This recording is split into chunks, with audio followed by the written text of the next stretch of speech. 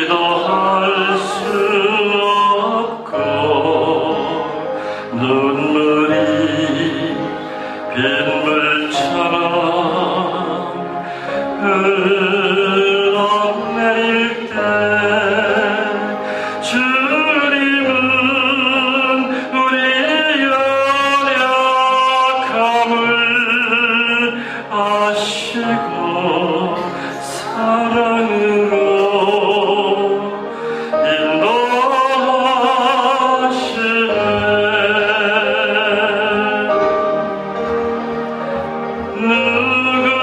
누군가 널 위하여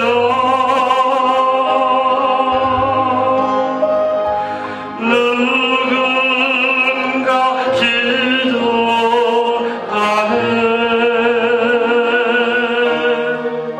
내가 홀로 외로워서 마음이 무너질 때 누군가 널 위해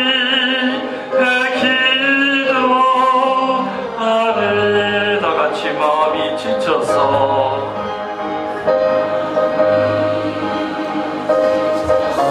기도할 수 없고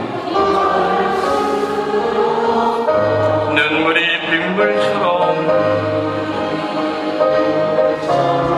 흘러내릴 때 주님은 우리 연약함을 아시고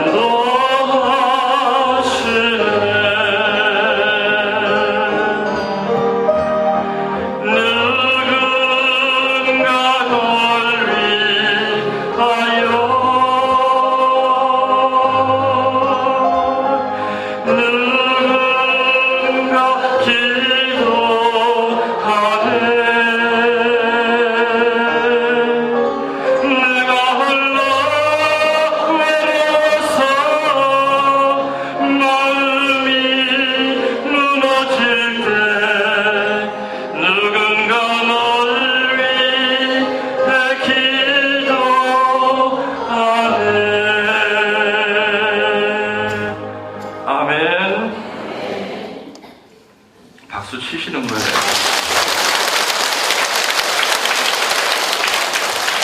아까도 얘기 드렸듯이 사제가 교우들을 향하여 사랑을 갖고 정성을 다해서 노래를 불러드릴 때는 그것도 치유의 힘이 있다고 그랬죠? 성모님의 성을 우리 527번 제가 제일 좋아하는 노래 중에 하나입니다. 오늘 성모님의 성을 이제 우리 거의 다 됐습니다. 성모님께 우리 오늘 마음 봉헌하면서 이 노래 봉헌합시다. 527번. 원키로 얘기 안 하면 원키로.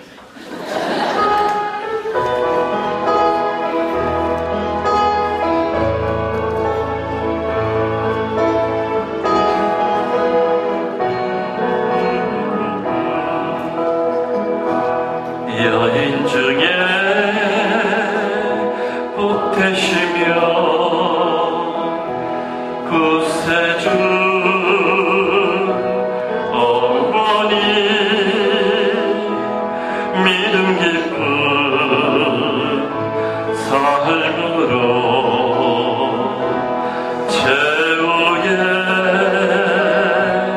하소서. 와하니의 꽃으로 성서를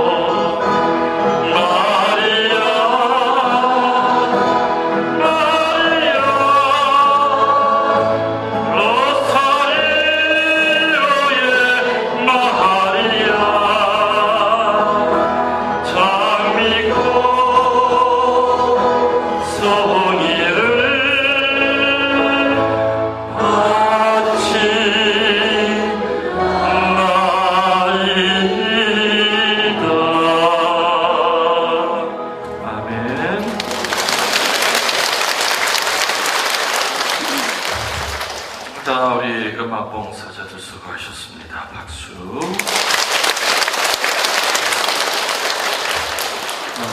시간이 많으면은 계속 노래만 하다가 가고 싶은데 또 할 얘기가 있어요. 할 얘기도 있고 또 미사도 봉헌해야 되고 하니까 이건 조금 마음에 안 들어. 조금 소리가 더 컸으면 좋겠는데 계속 내가 거의 내 지금 입에 먹기 직전이야. 좀 어디 관리하시는 분 계시면 조금 볼륨을 좀 키워줬으면 좋을 것 같습니다. 강의하는 사람들은 이게 굉장히 좀 마이크에 예민하죠. 그래서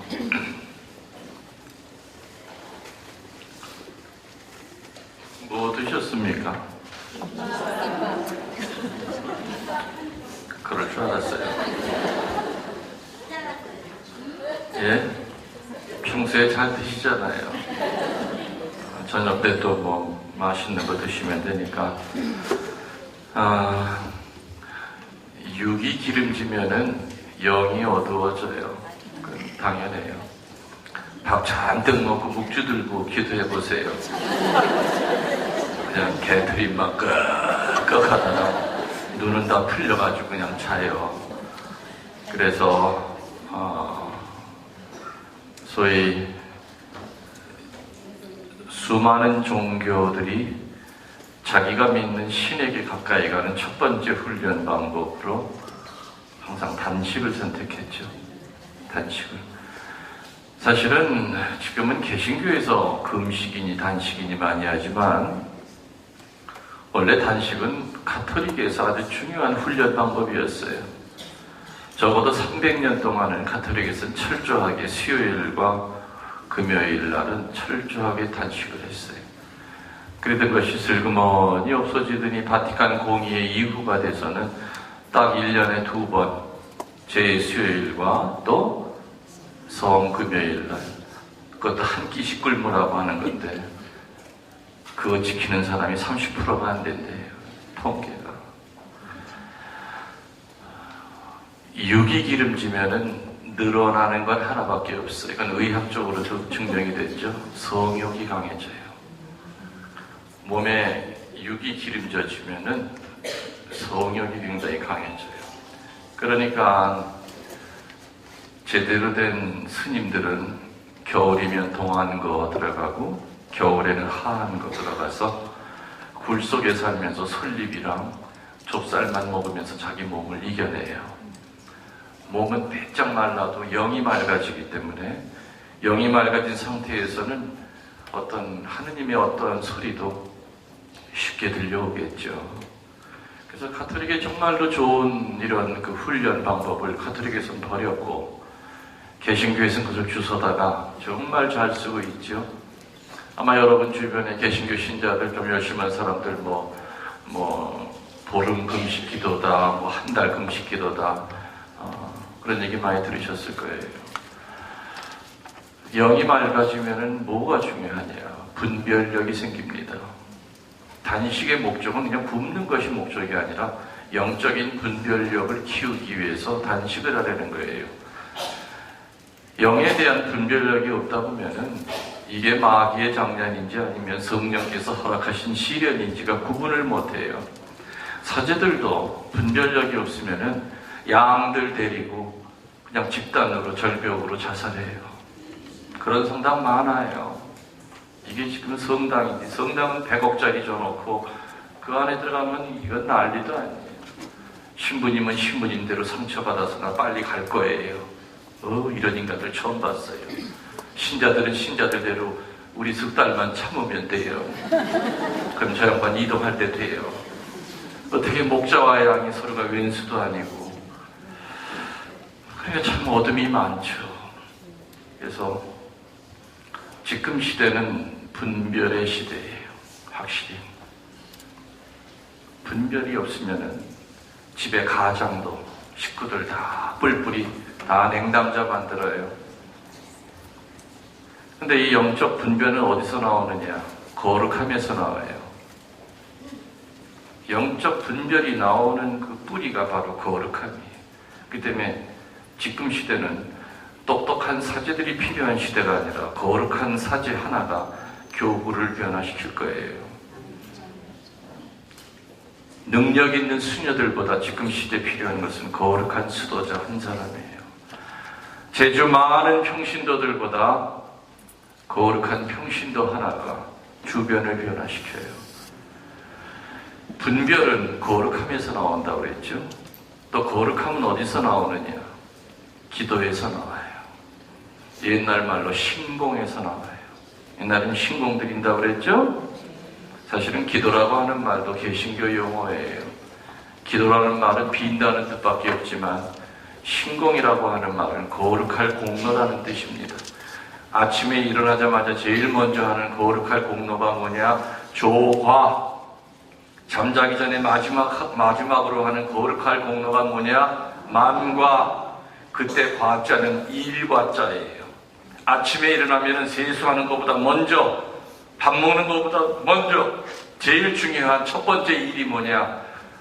아침 신공 드리는 거예요. 잠자기 전에 아무리 몸이 피곤하더라도, 몸이 파김치가 되더라도, 졸면서 하더라도 마지막 잠들기 전에 해야 될 일이 뭐냐? 저녁 만가인 저녁 신공이에요. 다시 말하면은 신공에서 거룩함이 나오고 거룩함에서 분별이 나와요. 그래서 마귀는 이 순서를 알다 보니까 마귀가 우리 신자들이 분별이 생기면 마귀를 알아보다 보니까 마귀를 못 알아보게 하기 위하여 이 영적 분별의 제일 처음 뿌리가 되는 기도를 집집마다 다 끊어놨어요. 그래서 지금은 저녁에 둘러앉아 온 식구가 촛불 켜고 고상 앞에서 성모님 상 앞에서 온 식구가 저녁 만가 드리고 저녁 기도하는 집이 그 본당에 1%가 안 돼요. 그냥 해지면 식구들끼리 서로 보기도 어렵지만은 들어왔다 하더라도 문 걸어 잠그고 자기 방에서 안 나옵니다. 컴퓨터에 빠져있든 스마트폰을 받든 다 텔레비전을 보든 다 각자 홀로 외로이 거실에서는 예수님과 성모님 혼자서 서로 마주보면서 위로하고 계세요. 생전 집에 나갈 때 쳐다보나 들어올 때 잘 다녀왔습니다 인사를 하나. 성모님 콧등에는 파리똥은 다다다다다 붙어 있어도 지들 얼굴은 하루에 몇 번씩 닦아내면서도 성모님 더럽고 십자가 고상에 온갖 거미줄이 걸쳐 있어도 1년 내내 고상 한 번 닦지 않는단 말이에요. 방마다 십자가가 걸려 있다고 그게 성가정은 아니에요. 아파트 문 앞에 천주교 교회 옆에 문패 있다고 성가정은 아니에요. 메디인 프랑스제 십자가 고상을 방마다 걸어놓는다고 해서 성가정은 아니다 이겁니다. 기도하는 사람들이 있는 그 집이 바로 성가정이에요. 마귀가 제일 무서워하는 것이 바로 그런 집이에요. 그러니까 지금은 집집마다 기도가 끊어져 버리다 보니까 거룩하게 살 수가 없죠. 그저 허구한 날 다 네 탓이야. 다 손가락질. 자식들은 부모한테 손가락질하고 부모들은 자식에게 손가락질하고 남편은 아내에게 손가락질하고 집안 꼬라지 이렇게 네 탓이야. 다 네 탓. 이거 손가락 잘 잘하세요. 하나는 네 탓이고 하나님 하나 탓이라도 세 개는 지 탓이야. 세 개는 어디로 가요? 지한테 가지. 놈 탓, 하느님 탓 두 개 합쳐도 내 탓보다 즐거워. 그때 그다음부터는 네 탓이야 이렇게 되더라고요. 머리들은 잘 굴러가지고. 그래서 분별을 못하면은 다 깨져요. 거룩함도 깨지고 신공도 깨지고. 다른 말로 하면은 신공이 무너져 버리면 기도가 무너져 버리면 개인적이로든 아니면 한 가정이든 아니면 그 본당도 기도하는 본당은 벌써 공기가 달라요. 저는 수도 없이 많은 성당을 드나드니까 일단 그 성당 문 앞에 딱 들어서면서 공기 자체가 달라요. 따뜻한 공기가 나오는 그런 성당이 있고 차가운 공기가 나오는 성당이 있고 어느 집 가정 방문할 때 따뜻한 바람이 부는 그런 집이 있고 아주 차가운 바람이 부는 집이 있고 다 달라요. 대략 짐작하죠. 아, 이 성당은 굉장히 기도들 많이 하는 성당이다. 아, 이 성당은 파만 수백 개가 있는 성당이구나. 달라요. 그래서 지금 시대는 분별의 시대라고 그랬고요. 분별은 거룩함에서 나온다고 그랬고, 그 거룩함은 어디서 나온다고요? 기도, 지금 말로 기도, 옛날 말로 신고, 거기서 나와요. 그래서 우리는 어떤 일이 있어도 기도 못할 핑계는 이 세상에 없어요. 수술대에 들어가기 직전에도 하셔야 되고, 숨 끊어지기 직전에도 해야 되고, 온몸이 다 부서져도 어떤 이유로든지 간에 기도 못할 그런 변명은 이 세상에 없어요. 많은 교우들이 또 그 중에 착각하는 게 뭐냐? 걱정하는 것을 기도라고 착각을 합니다. 대부분의 신자들이 많이 그래요. 마치 후회하는 것을 회개한다고 착각하듯이. 걱정하면은 마귀만 들끓어요. 그러나 기도하면 기적이 일어나요. 그게 바로 기도와 걱정이에요. 큰 차이예요. 마귀는 어떻게 쓰든지 기도를 못하게 하고 걱정만 하게 만들어요. 거기 많이 넘어갔죠. 걱정은 많이 해요. 아이고 어떡하지. 근데 그걸 기도로 착각을 해요. 그리고 기도한다고 앉아있으면서도 머릿속은 기도가 아니라 걱정이에요. 걱정은 기도가 아닙니다. 좀 전에 얘기했듯이 고백서에 들어가서 후회하다 나와요. 회개가 아니라. 후회는 뭐냐? 자기중심적인 거죠. 죄에 떨어진 지 자존심이 상한 거예요. 다시 무릎을 꿇는 게 쪽팔린 거예요. 이 등신아, 너 왜 그런 죄에 떨어졌어? 그러나 회개는 하느님의 마음을 헤아리는 거죠. 내가 그 죄에 떨어졌을 때 예수 성심이 얼마나 마음 아프셨을까?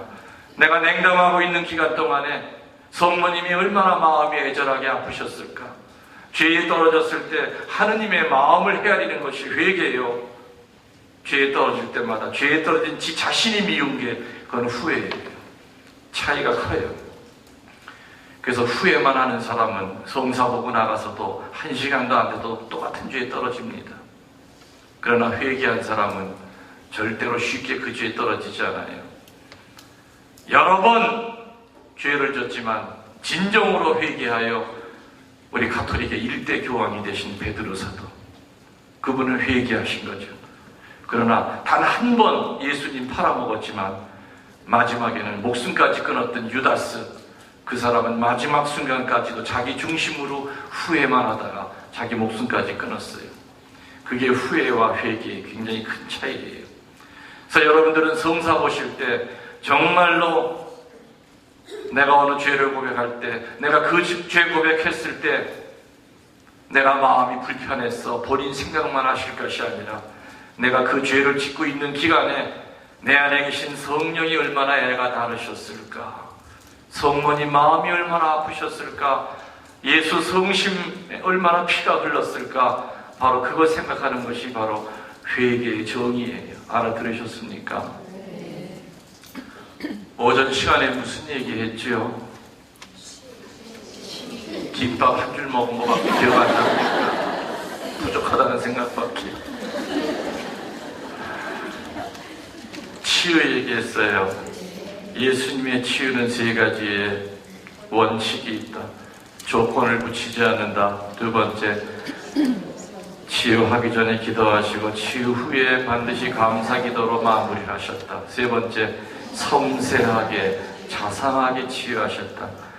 거기에다가는 용서라는 말을 붙여도 되고 봉사, 봉헌, 순명, 어떤 말을 거기다 갖다 붙여도 모든 원칙은 기본적인 것 3개는 통합니다. 다시 말하면 하느님이 인간을 사랑하는 기본적인 원칙이 지금 얘기한 그 3가지예요. 마찬가지로 우리들도 교회 공동체 안에서 다른 사람을 사랑할 때라든지 용서할 때라든지 하느님께 봉헌할 때라든지 아니면 순명할 때도 역시 그 3가지의 원칙대로 해야 된다. 무슨 얘기인지 이해가 되시지요?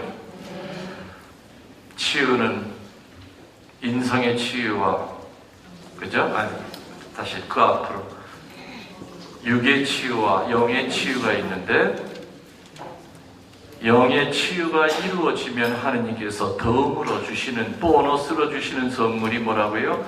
영의 치유다. 영의 치유는 인성의 치유와 영성의 치유가 있는데, 영성의 치유보다 수천 배 중요한 것이 인성의 치유라고 그랬죠. 다시 말하면 인성의 상처는 굉장히 많이 있다고 그랬습니다. 무의식 속에 있는 인성의 상처, 또렷이 내 기억 속에 남아있는 의식 속의 인성의 상처 많이 있는데, 아무튼 이러한 상처들을 해결하는 가톨릭이 제시하는 몇 가지 방법이 있는데, 첫 번째가 그러한 치유를 시키는 은사를 받은 사제에게 도움을 청하라 그랬습니다. 만일에 직접 대고 이렇게 청하기가 현실적으로 어렵기 때문에 간접적인 방법으로 도움을 청하라, 받아라. 두 번째는 뭐라 그랬습니까? 올바른 성사생활을 해야 된다. 올바른 성사생활. 그리고 세 번째는 뭐라 그랬습니까? 아직 안 했습니까? 성모님께 매달려라.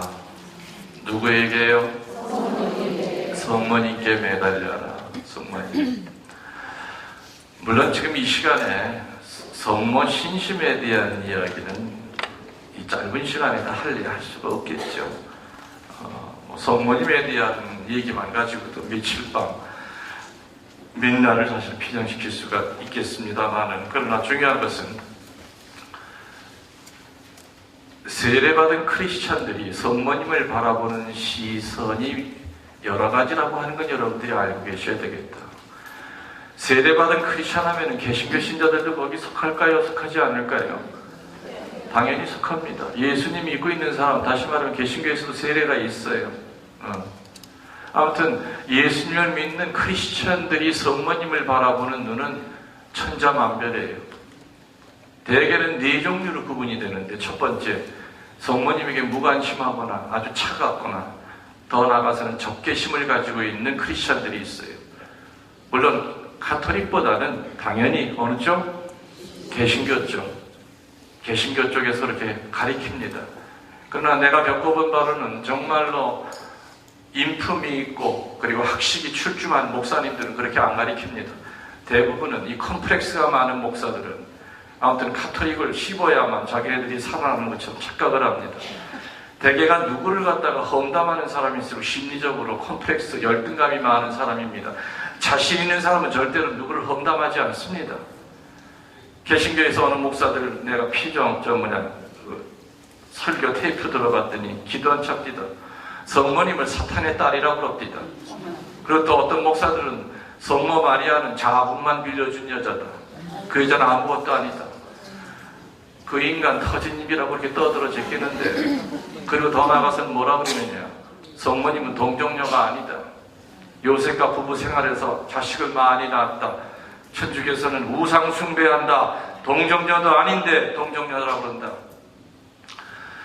그 목사 터진 입이라고 한평생 떠들어 제낍니다. 그러나 언젠간 한번 죽겠죠. 죽으면은 예수님 심판대 앞에 설 거고, 예수님 옆에 분명히 성모님이 계실 겁니다.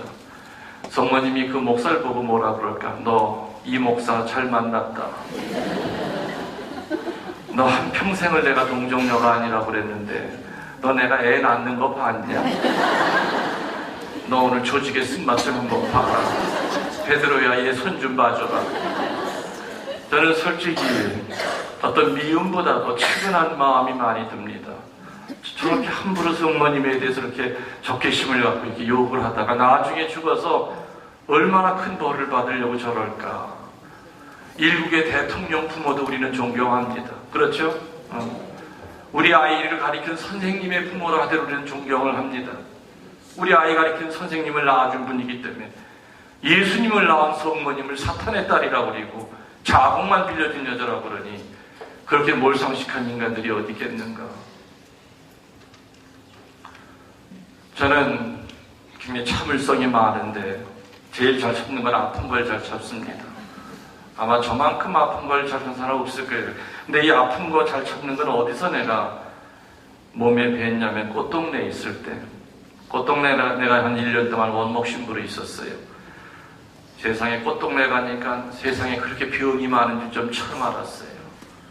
온몸이 소나무 껍질처럼 변하는 병서부터 그야말로 매 초마다 바늘로 쑤시는 것처럼 아픈 병이 있는가 하면, 그 1년 동안 그 아픈 분들을 보고 살면서 내가 느낀 건, 이제는 내가 몸뚱아리가 반으로 잘라지기 전에는 절대 아프다고 얘기 안 했거든. 저는 그부터 그랬어요. 10월 2일 날 갈비뼈가 8대가 나갔지만은 저는 그 다음날 휠체어 타고 순례에 찾아오는 신자들 만나서 미사하고 강론 다 했죠. 신자들은 아마 그날 신부님이 다리를 다치셨나? 아마 그럴 정도였죠. 뭐 내가 큰 사고가 났다는 건 아무도 몰랐습니다. 아무튼 참는 건 잘 참지만 못 참는 게 하나가 있다. 그게 뭐냐? 엄마를 욕할 때는 저는 못 참아요. 성모님을 모독할 때는 내가 그 개신교 목사 끌어내리다가 개신교 신자들한테 밟혀 죽는 한이 있어도 나는 그 연단에서 그 목사 끌어내립니다. 내가 미혼이라고 하는 동네에 살 때 그 성당은 희한하게 3군데 담이 전부 다 개신교를 둘러싸여 있었어요. 감리교, 장리교, 또 하나는 순복음교예요. 들어오는 그 출입구만 예배당이 없었어요. 잘 지냈습니다. 목사들이랑 뭐 이렇게 차도 마시면서 뭐 담이 붙어 있는 데서 뭐 욕해봐야 건. 근데 감리교 목사가 새로 가고 새로 목사가 하나 왔는데 이 인간이 인사를 안 오는 거예요. 내가 제일 연장자인데 그 네 중에서. 참 버릇이 없네 그랬는데 이게 뭐 들리는 얘기가 이상한 얘기가 들려요. 설교할 때마다 성모님을 그렇게 씹는다는 거예요. 뭐 욕을 한다는 거예요. 아이 설마 성당이랑 담을 맞대고 있는데 어떻게 성모님에 대해서 그렇게 함부로 하겠나. 근데 자꾸 신자들이 그 얘기를 들었다는 거죠. 그래서 한번 수요일날 예배 보는 날 내가 맨 뒤에 가서 한번 앉아봤어요. 뭐라고 떠드나. 사복을 입고 있을 때 맨 뒷자리에 앉아 있었는데 목사가 올라옵디다. 기도 난장이 똥자루만 해가지고 근데 첫마디가 뭐냐면은 그 예배당 창문이랑 내 사제관 이렇게 바로 보여요. 사제관 내 침실이랑 내 사제관 쪽을 손가락질하면서 사탄의 딸에 빠져있는 저 불쌍한 신부를 위해 오늘 기도하는 날이네. 그 인간이 나를 위해 기도하는 날이래요. 사탄의 딸에 빠져있는 불쌍한 신부를 위해 오늘 다 같이 기도합시다 하면서 고개 숙여 이제 막 통성 기도를 하더라고요.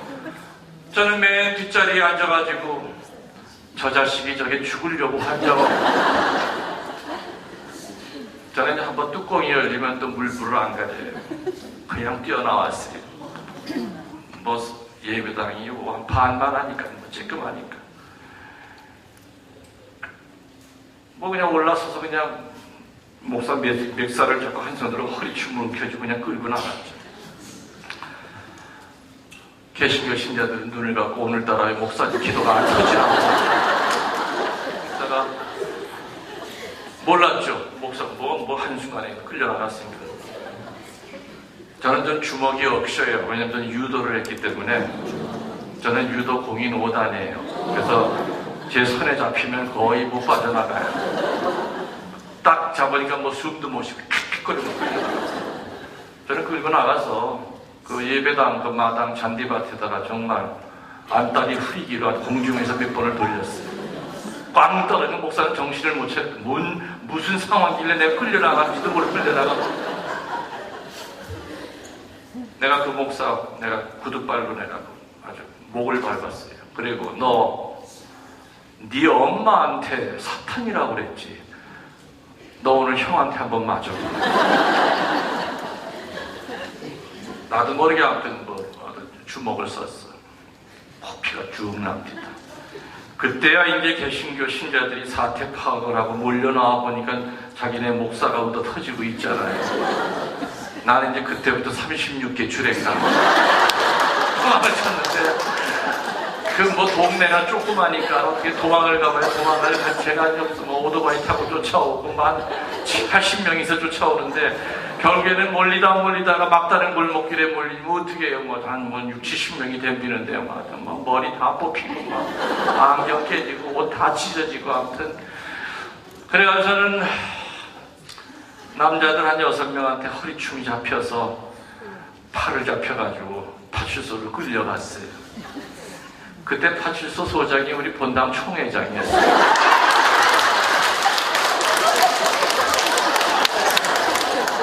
처음에는 나라고는 전혀 생각을 못하고 있다가 가만히 보니까 신부님이요. 아, 신부님 이게 어쩐 일이세요? 당신들은 뭔데 왜 우리 신부님이 이렇게 맥살을 잡고 오냐고. 아, 이놈이 우리 목사 때리다가. 그래서 이제 결국에는 총회장들끼리 합의를 해야 되는데 목사가 절대로 합의를 안 해주는 거예요. 그래서 결국에는 이제 본소로 넘어가가지고 합의가 안 되니까 저는 쓱달 콩밥 먹었어요. 콩밥 먹고 집행유예로 풀려나가지고 빨간 폭력전가가 이제 기력이 올라가는데, 야, 그게 한 17년을 따라다닙니다. 그러니까 해외 나갈 때마다 여권 낼 때마다 두둥겨 보잖아요. 이거 보다가 또 나 쳐다보고. 분명히 신부인데 폭력전가로 나와 있단 말이에요. 아이고, 그냥 창피하고요. 근데 한 19년째 됐던 날 법무부에서 전화가 왔어요. 신부님 8.15 특사로.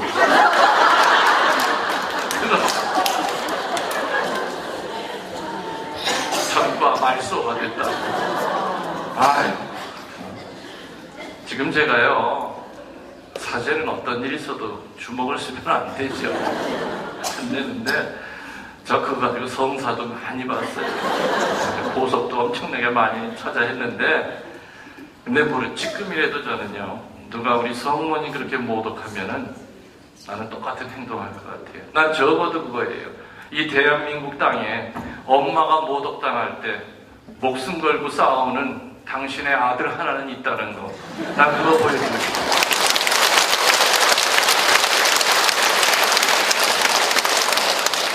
내가 한국의 성모님의 성지 신부로 있을 때 아까 얘기했듯이 개신교에서 많은 분들이 찾아왔어요. 물론 미사는 안 왔죠. 하지만 와서 설명 듣고 또 뭐 어느 팀들은 미사까지 해그 대신 영성체는 안 하죠. 안 왔는데 참 여러 가지 아름다운 일들이 많았어요. 어느 날 주일날 미사 들어가기 전인데 목사님이 한번 신부님을 만나려고 면담실에서 기다린다 그러는 거예요. 미사 시간은 30분 전이고 근데 그 목사는 예배를 안 보고 주일날 어떻게 여기까지 왔나 하고서는 면담실에 갔더니 이분이 이렇게 일어서는데 분이 눈이 조금 이상해요. 자세히 보니까 눈 양쪽 한가운데 파달만한 게 2개가 붙어 있어요. 그래서 신부님 저는 앞이 안 보입니다. 분당에서 목회하고 있는 목사래요. 아, 그러시냐고. 근데 여기 어떻게 오셨냐고. 천주교 신자 한 분이 여기까지 데려다 줬대요. 그럼 어쩐 이유로 여기까지 오셨습니까? 그랬더니 자기는 아버지도 목사고 형도 목사래요. 자기는 어릴 때부터 자기 아버지 설교할 때 성모님에 대해서 좋게 얘기하는 거 한 번도 못 들어봤대요. 근데 자기는 눈이 먼 대신에 영안이 있대요. 영안이 뭔지 아시죠? 앞이 안 보이는 대신에 영적으로 보는 영안이 있대요. 자기가 영안을 가지고 성경을 읽고 내린 결론이 뭐냐? 성모님의 도움이 없이는 절대로 우리는 예수님께 못 간다고 하는 거, 그거 자기 결론으로 내렸어요. 자기가 이렇게 확신이 들고 난 다음부터 자기는 아는 천주교 신자한테 묵주기도 하는 법을 배워서 그때 나 만났을 때 벌써 5년 전부터 묵주기도를 하고 있었답니다. 그러던 어느 날 우연히 평화방송을 들었는데 신부님이 강북 성당 얘기를 하더래요. 그리고 성모 신심에 대한 얘기를 하면서 그때 확실히 어려운 붓이나마 알고 있던 성모 신심에 대한 기초를 완전히 닦았습니다. 그래서 정말 신부님 만나고 싶었고 성모님의 성지 와보고 싶어서 이렇게 천주교 신자의 도움을 받아서 왔습니다. 아, 그러십니까? 정말 대단하십니다. 훌륭하십니다. 그 오늘 어떻게 미사 때 미사를 보시겠습니까? 예, 맨 앞자리에 앉아서 보고 싶대요. 맨 앞자리에 앉혀드렸어요. 강론을 하는데 같은 그 양반은 미사 시작할 때부터 끝까지 이거였어요. 손을 모으고 두 눈을 떴지만 앞이 안 보이죠. 내가 있는 쪽을 향해서 이렇게 고개를 쳐들고 내 강론 한 줄 한 줄 끝날 때마다 뒷사람 안 들리게 아멘, 아멘, 아멘 수백 번을 한 것 같아요. 마치 그 모습이 정말 아기 모습. 어린이만이 천국을 갈 수 있다 하셨을 때, 저 목사님이 그 애기 같다. 애기 같다. 미사가 끝나고 난 다음에 그분은 성물방에 가서 감곡의 매개 성모님 상을 모셔와서 축복해 주십시오. 목사반에다가 모시겠대요. 축복을 해줬어요. 그리고 신자들 손에 이끌려서 갔습니다. 그리고 한 일주일 지났는데 아침에 전화가 와서 한 10시 반 정도 됐을까 전화가 왔는데, 신부님 저 박아무개 목사입니다. 목사님 그날 잘 가셨습니까? 그랬더니 갑자기 울기 시작하는 거예요. 펑펑 우는 거예요.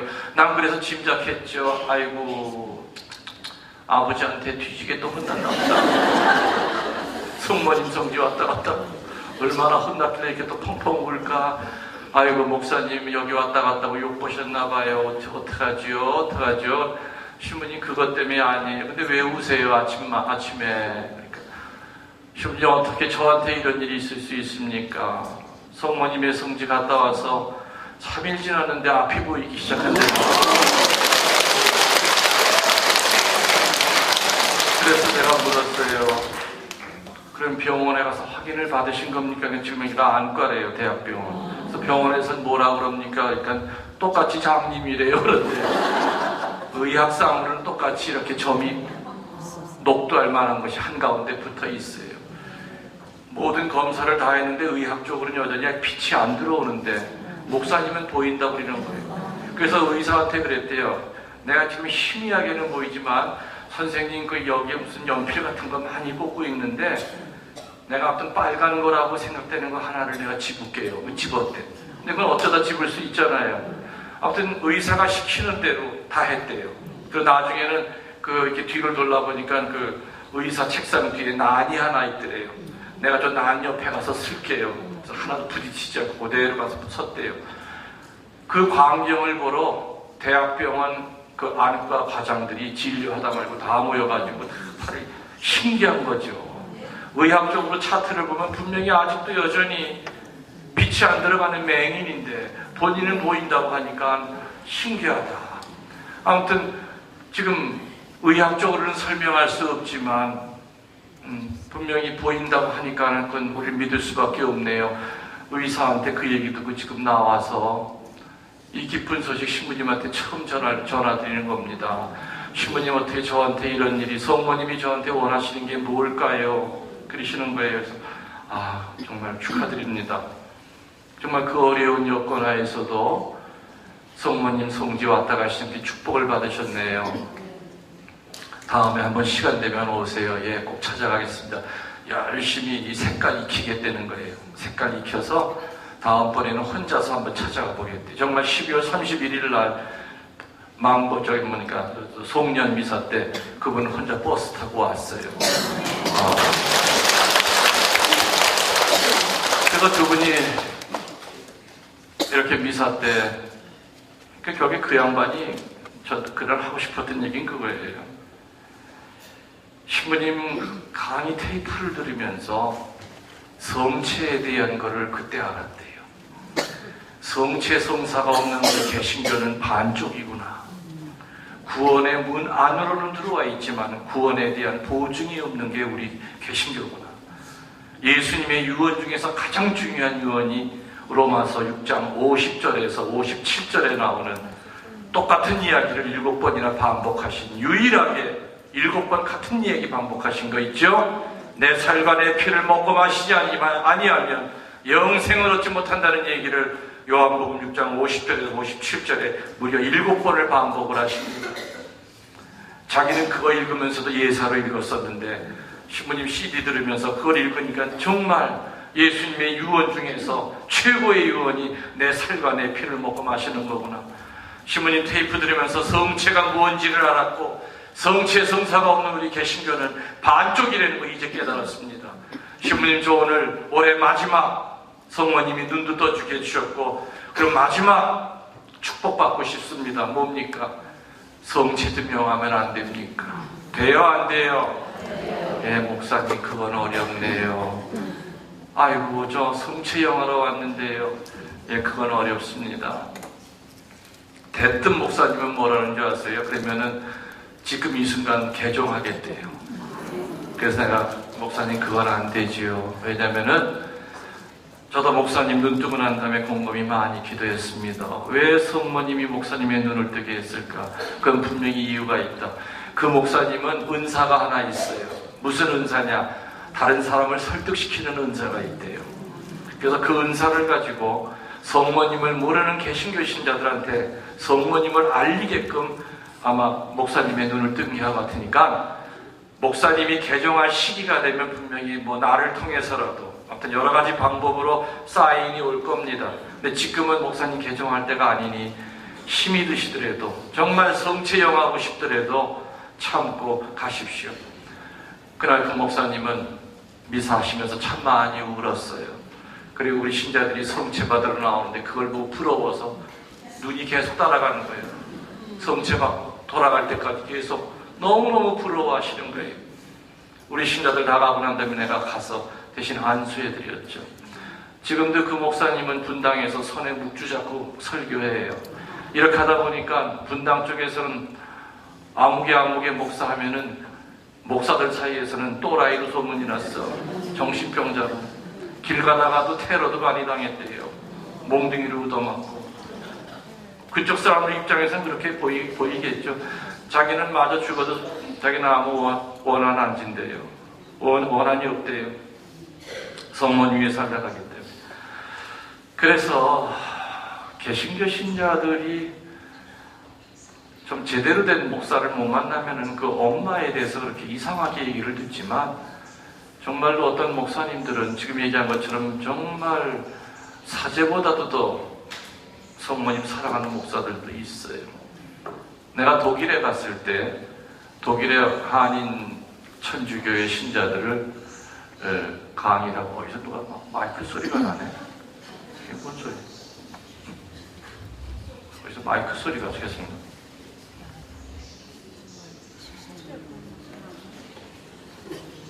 누가 휴대폰 켜놓은 거 아니에요? 마이크 소리가 계속. 여기 보세요. 네. 독일에 갔는데 우리 한인 신자들 강의를 하고 났는데 그 동네에 사는 독일 목사님이 저에게 점심을 초대했습니다.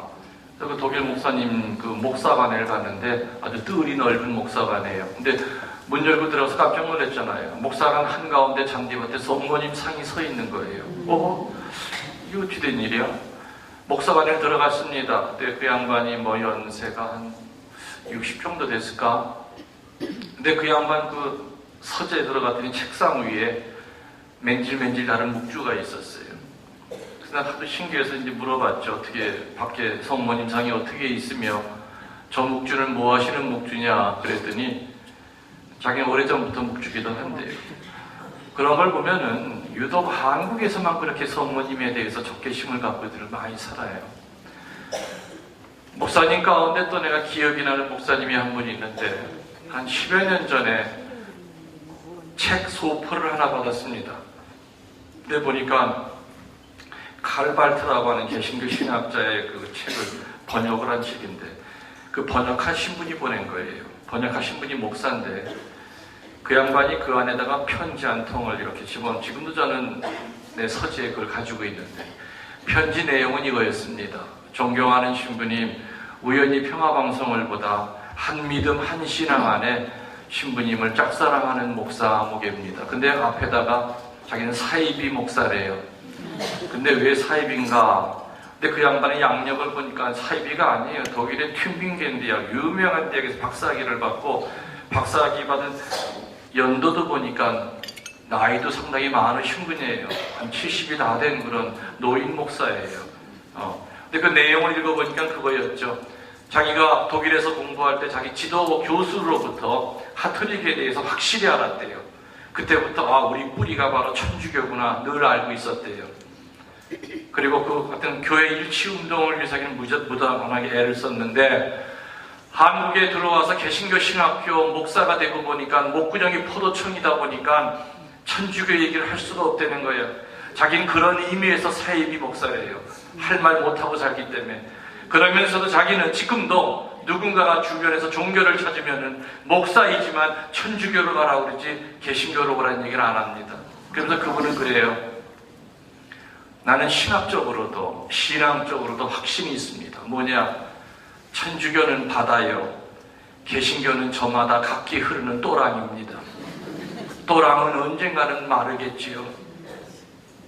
그 또랑이 흘러나오는 그 모여있는 그 바다가 얼마나 큰지 우리들은 모릅니다. 그러면서 그분은 그렇게 적으셨어요. 신부님 언제인지는 모르겠습니다만은 언젠가는 신부님 앞에 무릎을 꿇는 하얀 노인네가 오면은 전주하십시오. 그때는 아마 개종을 해서 세례명을 받고 세례명을 받는 데면 신부님처럼 똑같이 토마스를 하겠습니다. 근데 아직 안 왔어요.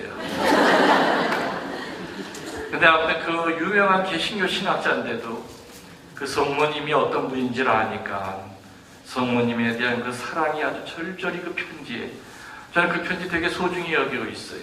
가끔가다 그 편지를 갖다 펼쳐서 읽어보는데, 아, 이분 지금 어디서 뭐 할까? 그 교단에다가 물어보면 아마 그 알 수는 있을 텐데 한번 찾아볼까? 혹시 그동안에 개종하신 건 아닐까? 개종했으면 아마 오셨을 텐데 분명히 내 근황에 대해서는 분명히 알고 계실 텐데, 참 의외로 그 목사님들, 성모님 열렬히 사랑하는 목사님들 참 의외로 좀 많이 만나요. 그럼 반대로 세례받은 천주교 신자들은 하나같이 성모님에 대한 사랑이 뜨겁느냐 이거예요. 아니죠. 1년 내내 묵주기도 한 번 안 하는 사람도 많아요. 본당의 간부직은 척척해도 묵주 신경 안 드려요. 오히려 부인이 저녁에 촛불 켜놓고 묵주기도 하면 예, 극성 좀 그만 떨어라. 아이고. 그러니까 개신교가 천주교보러 마리아교라고 그러지. 어떻게 애미가 자식 앞을 가로막니? 그 얘기는 뭐예요? 성모님이 예수님 앞을 가로막는다는 거예요. 웃기는 인간이죠. 쥐뿔도 모르면서 무슨 성모님이 예수님 앞을 가로막. 성모님이 예수님 앞을 가로막은 적 있어요? 없어요? 없어요. 예수님이 숨이 끊어지시면서 제일 눈에 밟히는 게 누구였을까요? 성모님이야. 그러니까 요한이 뭐라 그랬어? 요한아, 오늘부터 이분이 내 어머니시다. 엄마, 오늘부터 요한이 아들로 의지해서 사세요. 그랬잖아요.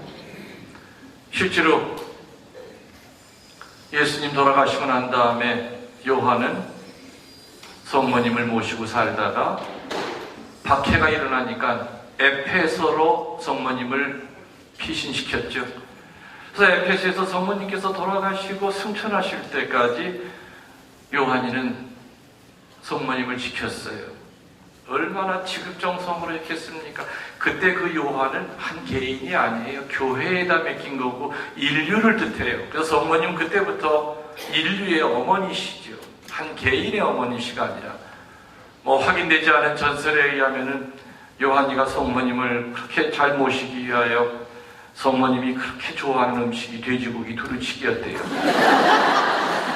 한 달이면 3번 돼지고기 그냥 배에다 쓸어가지고 두루치게 해드리고, 뭐 확인되지 않은 전설에 의하면 1년에 적어도 4분은 개소주 데려가지고서는 보약도 해드리고, 이렇게 지극정성으로 해드렸는데, 성모님을 우리들이 사랑하면 사랑할수록 행복해 하시는 분은 누구예요? 예수님이에요. 당신이 못다한 거, 우리 자식들이 성모님한테 사랑 보이면 너무너무 행복하신 건 바로 예수님이죠. 예수님이 효도하고 싶었던 우리 대신해 드리는 거죠. 온 동네 사람들이 우리 엄마 존경해봐요. 그거 가지고 샘내는 자식 있어요? 없죠. 그런 자식이 되면 호로 자식이에요. 성모님을 존경하고 사랑하면 사랑할수록 예수님을 가리는 것이 아니라 오히려 예수님을 행복하게 해드려요. 그래서 그런 개똥 같은 얘기는 말도 안 되죠. 성모님이 예수님 앞을 가린다고요? 그런 적 없어요. 우리 교구의 주교님이 신부들 총회 때, 사제단 총회 때 고백을 한 적이 있습니다. 신부님들, 저는 신학생 때도 성모 신심이 없었어요. 신부가 돼서도 없었어요. 주교가 돼서도 없었어요. 주머니에 묵줄 가지고 다녀도 한 번도 제대로 묵줄 신고 해본 적이 없어요. 근데 그 주교님이 언제 성모님을 알았느냐? 강곡에 견진을 주러 오셨다가 뇌출혈로 쓰러지셨어요. 그래서 서울대병원으로 후성에서 수술이 끝났어요. 수술 끝나고 난 다음에 그 주치의가 주교님한테 그랬대요. 주교님, 강곡에서 머리 터지시기가 천만다행입니다. 왜냐? 거기서 견진 주고 이틀 있다 비행기 타고 캔사시티로 견진 주러 갈 예정이었는데 그때는 이미 머리가 꽈리처럼 부풀어 있었대요. 그 머리를 가지고 비행기를 타면 기압 때문에 비행기에서 터지는 건 100%고 사람 확률은 0%였대요. 그러니까 주교님은 그때 깨달은 거예요. 매개 성모님이 나를 살리셨구나. 그렇게 차갑고 그렇게 못되게 굴었는데도 성모님이 이 못난 자식 살려주셨구나. 시모님들, 저는 성모 신심이 없던 사람이랍니다. 근데 성모님을 이제 알았어요. 그 다음부터는 주교님은 사목교서 맨 끝에다가 항상 뭐를 끝내냐? 매개의 성모님, 우리 교부를 위하여 빌어주셔서. 옛날 같아봐 어린 밤토치도 무슨 성모님한테 빌어. 다시 말하면은 그 직책이 누구든 성모님을 체험하지 않으면 성모님을 몰라요. 그래서 성모 신심의 두 번째 유형은 이론적인 관계예요. 대부분의 신자들이 여기에 속합니다. 레지오 나가고 오만 근석상 닫고 막 그랬어도 여전히 성모님은 예수님의 어머니일 뿐이지 내 엄마라고 체험한 적이 없다는 겁니다. 여러분들, 어머니와 엄마는 많이 달라요. 며느리는 시어머니가 어렵기 때문에 엄마라는 소리 쉽게 못하죠. 시어머니가 아무리 며느리를 친딸처럼 여겨도 며느리 입장에서는 시어머니는 끝까지 어려운 분이기 때문에 어머니로 불러요. 그렇죠? 그리고 할 말 안 할 말 잘 조심해야 돼요. 그죠? 근데 친정집에 가면은 달라져요. 친정엄마 앞에서는 다리를 뻗어도 편하고 반말을 해도 친구 같고 언니 같고 팔을 베고 누워도 편한 게 엄마예요. 엄마 앞에서는 세상에 못할 말 없어요. 그죠? 못할 말 없어. 엄마 나 어쩌면 좋아. 왜 무슨 일 있니? 남편 말고 딴 남자 생긴 것 같아.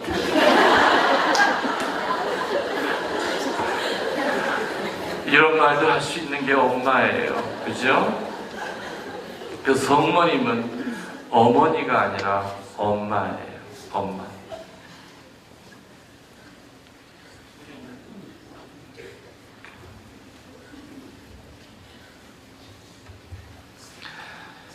갓 태어난 아기가 태어나자마자 자기 엄마 알아봅니까? 병원에서 태어나자마자 못 알아봐요. 지금은 조산원이 많이 없었지만 옛날에는 거기가 조산원에서 났어요. 근데 조산원에서는 옛날에는 뭐 팔 이런 데다 붙이는 게 없었다 보니까는 그냥 바구니에다 놓다 보니까는 큰 조산원에서는 가끔 애가 바뀌었대요. 그래서 몇십 년 후에 유전자 검사에서 다시 뭐 또 친부모 자꾸 그런 해프닝이 있었어요. 아이가 태어나자마자 자기 엄마를 안 대면은 바뀌어질 일이 없죠. 딴 바구니에 넣으려면 아줌마 잠깐만. 그 바구니는 내 게 아니라 나 2번 바구니에다 넣어줘. 근데 갓 태어난 아기는 자기 엄마를 모르다 보니까 엄마가 바뀌어도 모르는 거예요. 근데 그렇게 엄마를 모르던 아이가요,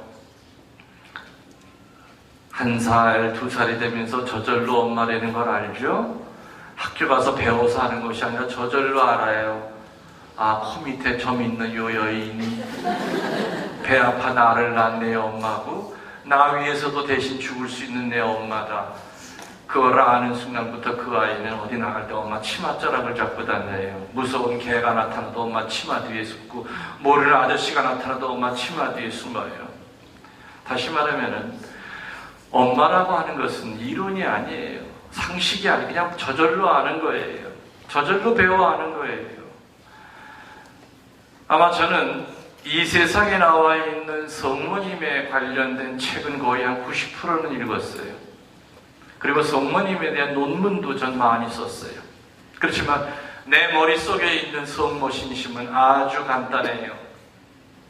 한 줄이에요. 그거 누가 가르쳐줬느냐? 우리 친엄마가 가르쳐줬어요.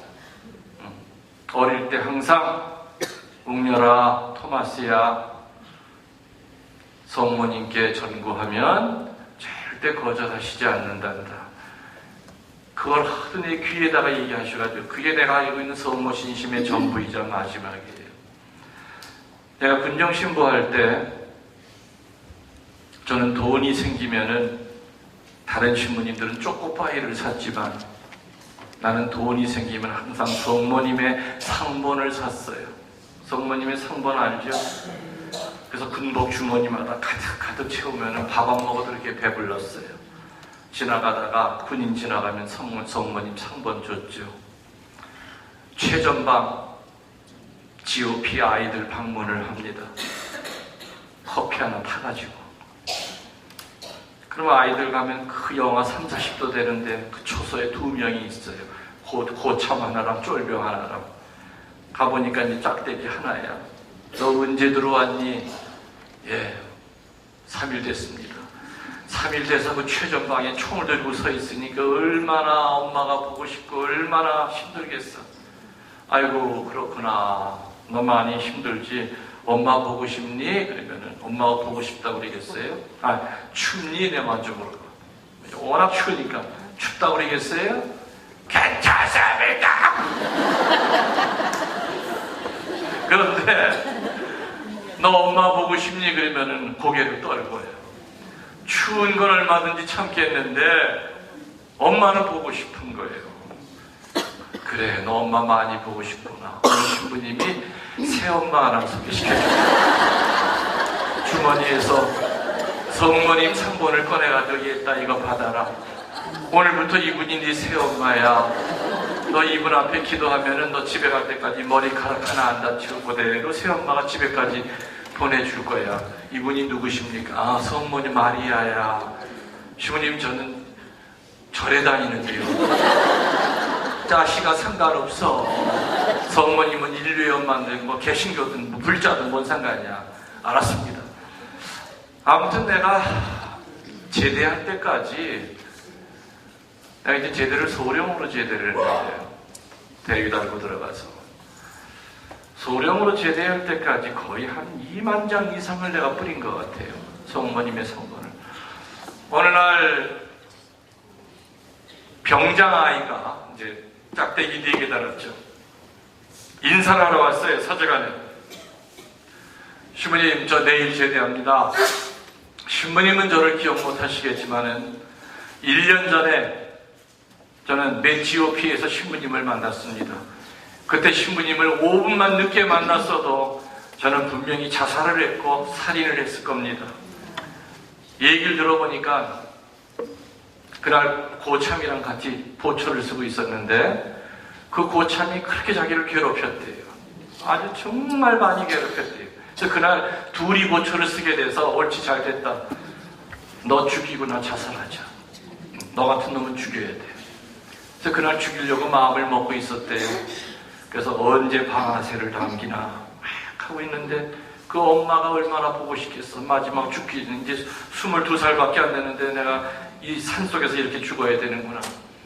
근데 갑자기 저 밑에서 신부님이 올라오더라는 거야. 그러면서 자기를 보더니 자기를 보더니 너 이놈아 얼굴이 왜 이렇게 어두워? 어? 엄마 보고 싶니? 그러시더래. 나도 모르게 눈물이 확 쏟아졌대요. 아이가. 아이고 이놈 뭐라 이거 덩치는 남산만해가지고 엄마가 그렇게 보고 싶구나. 오늘 신부님이 새엄마 하나 소개시켜줄게. 손바닥만한 무슨 종이 하나를 주고 가시더래요. 팔을 벌리고 있는 성모님이더래요. 자기는 천주교 신자가 아니었대요. 오늘부터 이분이 내 엄마다. 자기는 그거 100% 믿었대요. 그리고서는 신부님이 떠나시고 난 다음에 그 상본을 이렇게 들여다봤더니 정말 그 안에서 목소리가 울려 나오더래요. 얘야 참아라. 너 한 번 참으면 여러 사람 산단다. 신부님 저는 분명히 성모님 목소리를 그날 밤에 들었습니다. 전 그때부터 그 성모님을 제 새엄마로 모시고 옷장에다 붙여놓고 아침 저녁으로 큰 절을 했대요. 훈련 나갈 때마다 그 성모님의 상본을 비닐에 감아서 군번줄에다 걸고 훈련을 받았습니다. 바로 이게 그때 주신 그겁니다 하면서 보여주는데 보니까 길쭉했던 성모님 상번 내구탱이가 다 닳아서 동그래졌어. 시모님, 저는 이 상번 여기서 성모님 목소리 들었기 때문에 이제 죽을 때까지 보관할 거고요. 저는 아직 신앙이 없지만 그때 성모님 알았습니다. 고향 부산에 가면은 열심히 교리반에 나가서 천주교 신자로 열심히 살아갈 거 제가 약속드립니다. 그리고 떠났어요. 그 젊은이는 당연히 가서 교리반 들어가서 세례받고, 그리고 2년 후에 견진을 받고 바로 수도원으로 입회를 했죠.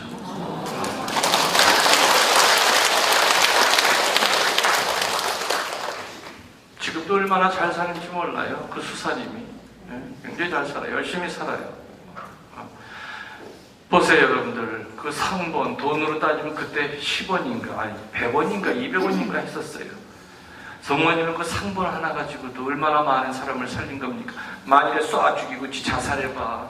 그 부모들 가슴은 어떻게 메꿀 것이며 그 지휘관들 몇 명이 옷을 벗어야 돼요. 성모님은 상본 하나 가지고도 자식을 살리는 엄마예요. 사격장에 위문을 간 적이 있었습니다. 사격장에 가면은 통제소라고 이렇게 높은 집이 있죠. 그 위에 올라가서 연대장이랑 같이 이제 담배 한 대 피면서 이런 얘기 저런 얘기하고 아이들은 산 쪽을 총을 쏘고 있었는데 총소리가 날 때가 아닌데 갑자기 땅 하고 소리가 나는 거예요. 그러니까 오발 사고가 난 거예요. 한 아이가 이렇게 내려다가 엎어져 있는 거예요. 사람이 맞은 거예요. 막 뛰어내려갔죠. 다른 애들은 걔를 이렇게 뒤집어 놓지를 못하고 있었어요. 무서워서. 걔를 갖다 바로 뒤집어 놓고 보니까 우리 군종병이에요. 안드레아라고. 그것도 제대 2달밖에 안 남아요. 근데 이게 보니까 분명히 총소리는 한 번 났는데 앞에 군복에 구멍이 2개가 뚫어져 있는 거예요. 그리고 뒤에도 보니까 총알 나간 흔적이 없었어요. 이게 어떻게 된 건가 하고서는 군복을 벗겨보니까 군번줄이 있죠? 군번줄 안에 그 군번이랑 또 하나가 매달려 있었어. 그게 뭐냐? 묵주반지. 묵주반지가 찌그러져 있는 거예요. 총알이 들어와서 묵주반지 맞고 다시 튀어나가면서 구멍이 또 하나 생겼죠. 그 묵주반지가 살을 뚫고 이렇게 반쯤 묵주반지가 살을 파고 들어가 있었어요. 그 충격 때문에. 그 기적을 거기 있던 애들이 다 본 거예요. 묵주반지가 아무리 세봐야 이 총알은 바위를 뚫는 거예요. 그죠? 그 묵주반지가 걔를 살린 거예요.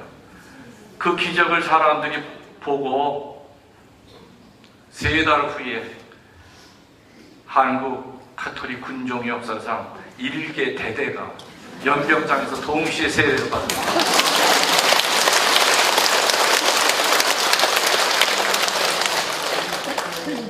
그때 대령이었던 그 연대장은 6개월 후에 찾아왔습니다. 그때 그 대령은 불교 회장이었어요. 사단. 신부님, 우리 어머니 설득하는데 6개월 걸렸습니다. 아주 열심한 어머니였어요. 불자로. 아들을 위해서 절까지 져준 분이에요. 그러니 천주교를 개종하는 게 쉽지 않았겠죠. 우리 어머니 설득하는데 6개월이 걸렸습니다. 시부님, 저는 그날 사격장에서 제 눈으로 똑똑히 봤어요. 부처님보다 성모님이 훨씬 더 세요. 그래서 6개월 동안 우리 나이 많으신 우리 어머니 설득하는데 6개월이 걸렸고, 이제 어차피 개종할 거 내 동생들 내외에서부터 모두 다 온 가족이 한 50명 됩니다. 50명이 다 같이 개종하기로 했습니다. 그래서 그러면 교리들은 자기네 동네에서 배워라. 그리고 세례만큼은 이쪽으로 모이자. 그래서 같이 한꺼번에 6개월 후에 내가 전부 다 세례를 줬어요.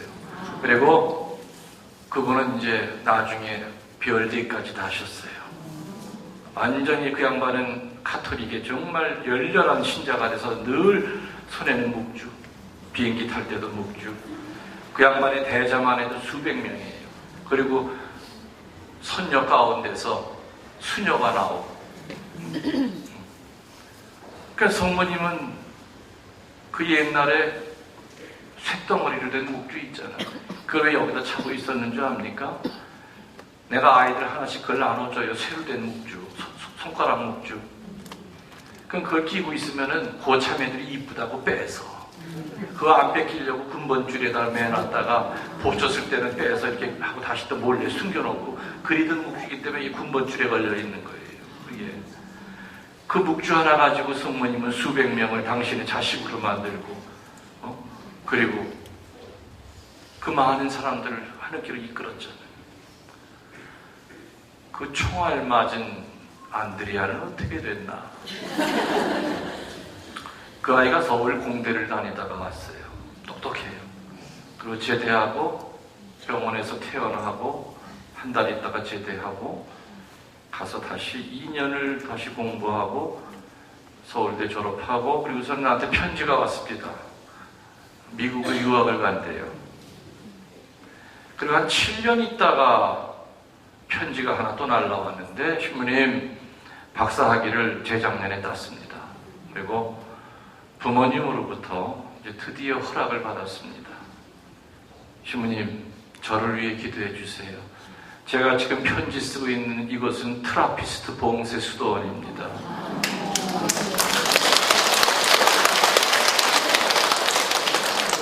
그 어려운 트라피스트에 들어간 거예요. 지금 그 수사님은 아일랜드에 가 있어요. 아일랜드 트라피스트예요. 내가 그쪽에 볼 일이 있어가지고 꼭 들르죠. 거기 아빠스 이렇게 만나면은 그 수사님 보러 뭐라 그러냐. 한국에서 온 예수님이래요. 그렇게 열심히 하대요. 네, 그래서 수업을 하긴 그놈 죽다 살아난 놈이 안 열심히 하면 어쩔게요. 그러니까 그 성모님은 그때 글쎄 그 쇠묵주가 그게 얼마나 한 500원 했을까? 그 묵주 하나 가지고도 그렇게 자식들을 당신 아들로 만드세요. 그래서 성모님과의 관계는 절대로 이론적인 관계가 아니에요. 그냥 엄마예요. 한국에 여러분들 오셨던 분 계시겠지만은 미사 끝나고 나면은 다 같이 그 제대 위에 올라가 계시죠? 그 성모님 향하여 우리 같이 3번 엄마라고 부르자고 목이 터져라고 엄마하고 불러요. 할머니들도 펑펑 울고 할아버지들도 펑펑 울고 90이 다 된 어떤 할머니는 미사 끝나고 내 손을 잡고 신부님 세상에 내가 90이 넘어서 이제야 성모님이 엄마라는 걸 이제야 알았어요. 9살 땐가 10살 때 엄마를 잃었대요. 그리고 한평생 엄마를 그리워하면서 살았는데 세상에 성모님이 엄마라는 걸 이제야 90이 넘어서 이제 엄마를 불러보다니요. 이제부터는 죽을 때까지 정말 성모님을 엄마로 알겠습니다. 그 성모님은 엄마예요. 다시 말하면 체험이 없으면은 성모님은 또 죽을 때까지 이론적인 관계예요. 이론적인 관계. 근데 성모님은 오늘 이런 날을 통해서도 분명히 성모님이 어떤 분인지를 분명히 알려주시고 체험을 해주시는 거예요. 그렇죠? 체험해 주시는 거죠. 저는 베티 순교 성지에 살면서도 가자마자 성당 안팎으로 다 감곡에 있는 성모님을 다 모셔다 놨죠. 감곡의 성모님 몸에 7개 총알구멍이 있어요. 6.25 때 인민군들이 그렇게 그 성모님 상을 깨부수려고 해도 안 깨졌던 거 아닙니까? 뭐 그 얘기 하다 보면 한두 끝도 없어요. 4번째 성모 신심의 유형은 가짜 성모 신심이 있어요. 4번째. 소위 2단입니다. 각 나라마다 성모님의 타이틀을 걸고 소위 자기들 나름대로 뭐 성지라고 주장하는 그런 인간들이 있어요. 한국에도 있어요. 어딘지 내가 구체적으로 얘기 안 해도 아실 겁니다. 근데 지금도 가는 사람들이 있다고 그래요. 제발 좀 가지 마세요. 순명하세요. 순명하세요. 2000년 동안 성모님의 메시지가 참이냐 거짓이냐를 분별하는 기준이 몇 가지가 있어요. 첫 번째, 그 메시지의 내용이 성경과 교회의 가르침에 일치하느냐 일치하지 않느냐 하는 것이 첫 번째 기준이에요. 예를 들어서 신학적으로 맞아야 돼요. 예를 들어서 천장에서 성체가 떨어졌다. 천만에 가톨릭 2000년 동안 성체는 반드시 어디서만 이루어집니까? 미사 때만 이루어져요. 공중에 돌아다니는 성체 없어요. 천장에서 떨어진 성체 없어요. 이건 신학적으로도 성서학적으로도 안 맞아요. 그래서 메시지의 내용이 성경과 교회의 가르침에 맞느냐 안 맞느냐는 것이 첫 번째 기준이에요. 두 번째 기준은 뭐냐? 소위 그 메시지를 전하는 사람이 교회에 절대 순명하느냐 불순종하느냐는 것이 두 번째 기준이에요. 불순종하면 일단 아니에요. 여러분들 오상에 비 오신 분이 아시죠? 그분 몸에서 오상이 나타났을 때 얼마나 많은 사람들이 시기질투했는지 몰라요. 그것도 되게 가까운 동료들, 신부들이, 수사들이 저 마귀의 짓이다 오만 얘기를 다 해서 결국에는 미사도 못 드리게 했어요. 마지막까지 몰고 가서 오상의 신부님은 10년 넘게 미사를 못 드렸어요. 골방에 갇혀서. 비오 신부님한테 제일 큰 행복은 하루에 한 번 성체영하는 거였죠. 그 비오 신부님이 한 말 가운데 유명한 말이 있잖아요. 햇빛이 없이는 살 수 있어도 성체가 없이는 못 삽니다. 그렇게 성체를 사랑하는 비오 신부님에게 12년 동안 아예 미사를 못 드리게 금지를 한 거예요. 그래도 오상의 비오 신부님은 단 한마디라도 누구에게 교회에 대해서 항거한 적 없었어요. 그냥 그대로 순명했어요. 그렇기 때문에 비오 신부님이 위대하신 분이에요. 나중에 다 드러났을 때, 하느님이 선택한 사람을 드러났을 때 신자들은 얼마나 비오 신부님의 그 12년 동안 미사를 못 드리셨을 때 그 마음을 이해했겠습니까?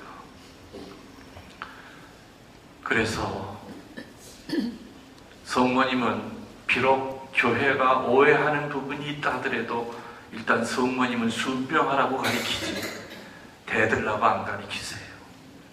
시간이 지나면 반드시 밝혀질 거라고 알려주시기 때문에 일단 교회의 가르침에 불순종하는 것은 그거는 아니에요. 세 번째 기준은 뭐냐? 메시지의 열매가 선한 쪽으로 열매를 맺느냐 악한 쪽으로 열매를 맺느냐는 것이 세 번째 기준.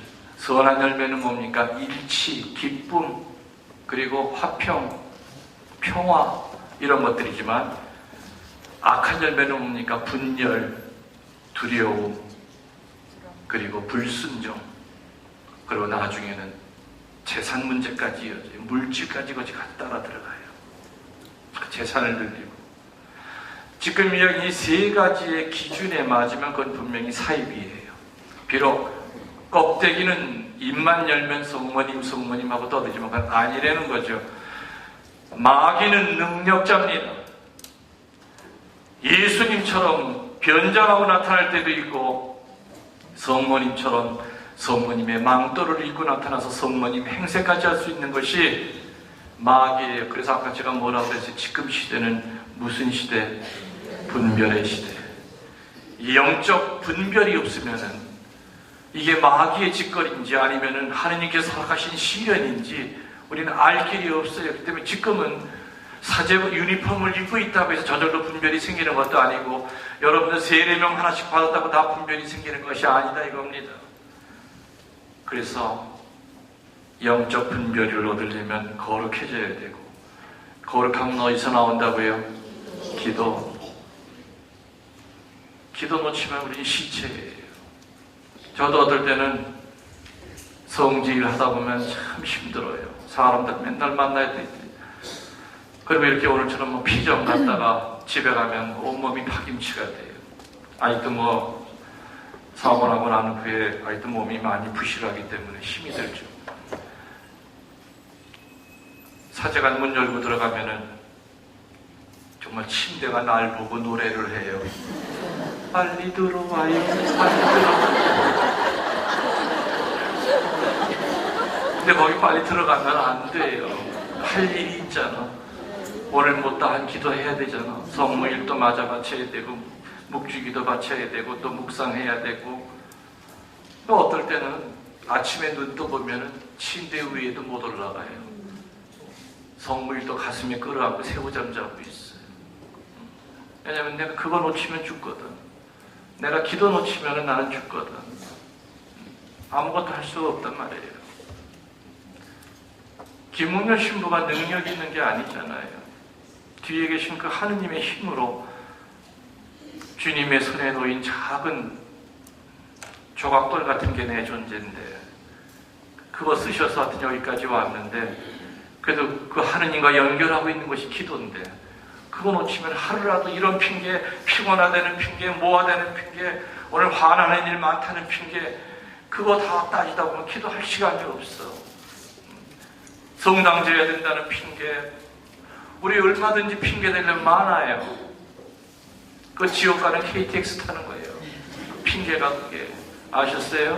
네.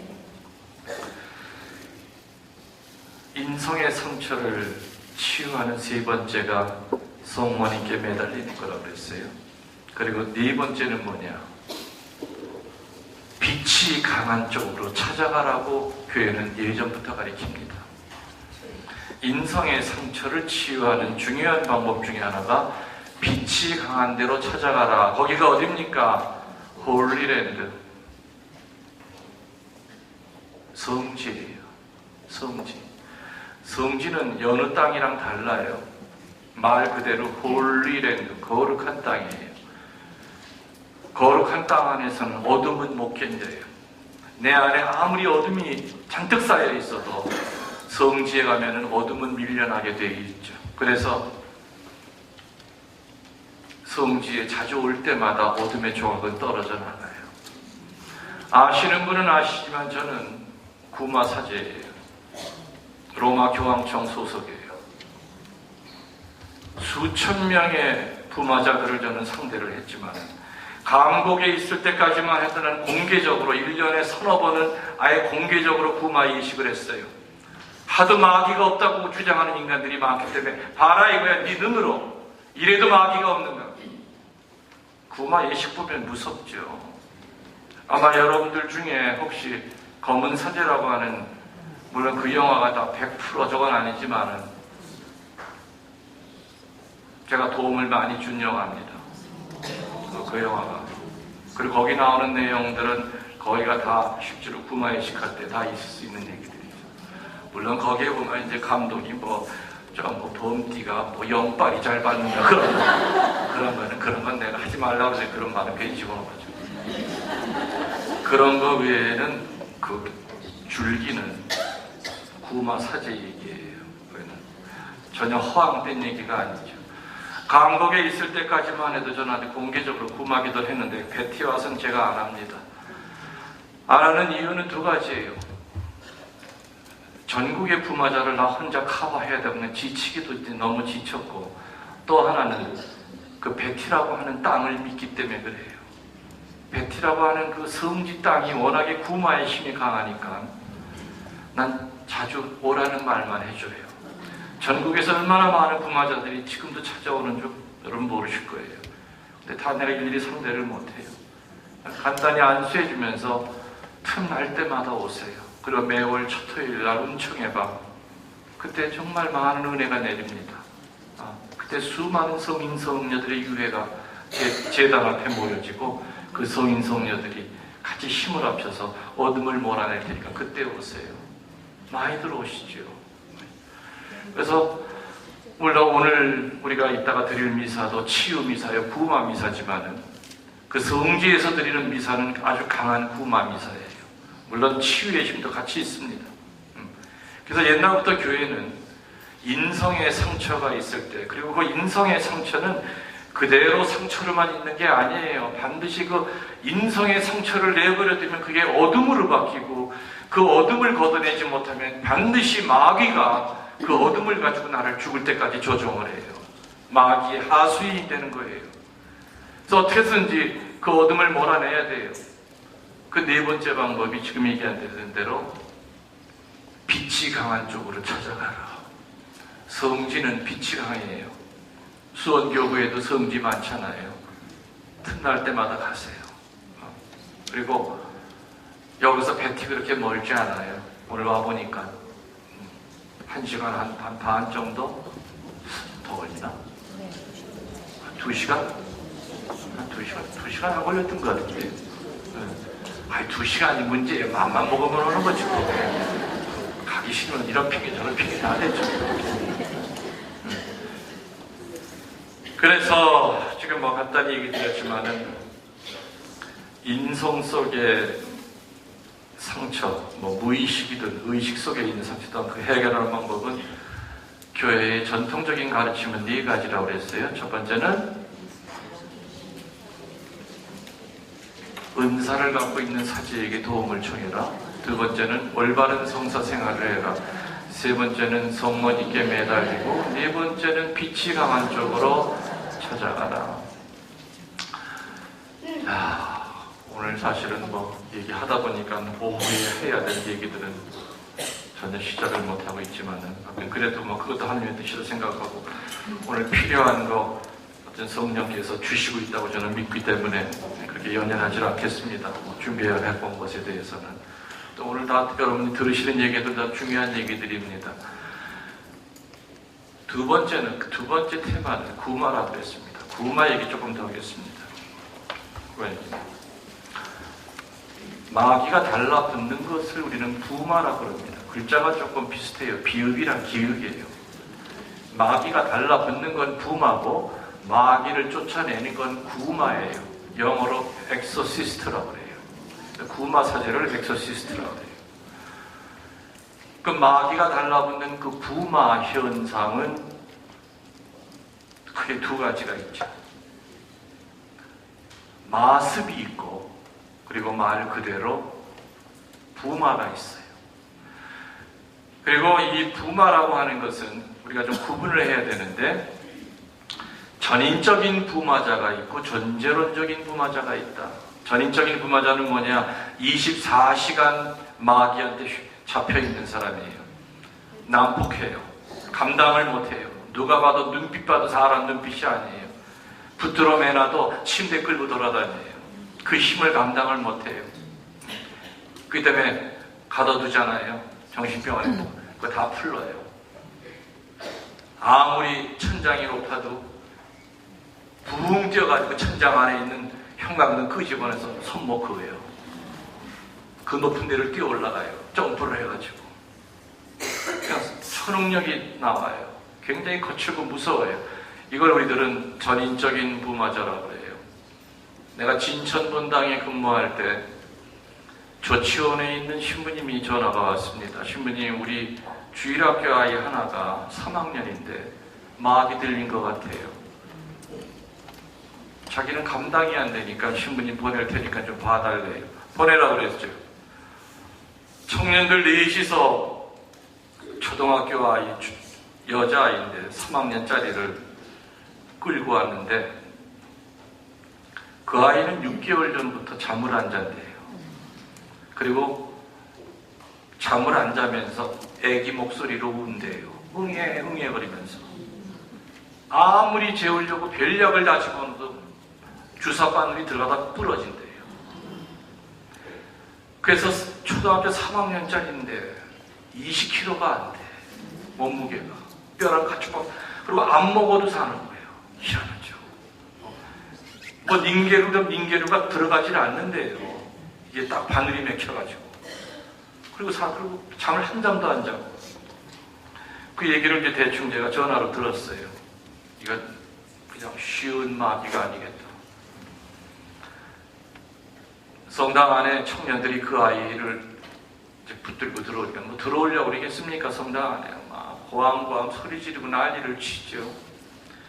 수다를 입고 영대를 걸치고 들어가 보니까 장정들 4시서 그 아이의 팔다리를 붙들고 위에서 누르고 있는데 아이가 움직일 때마다 그 장정들 몸뚱아리 올라갔다 내려가고 얼마나 힘이 센지 그래서 잘 붙들고 있으라고 그래서 그냥 깔고 앉으라고 그랬어요.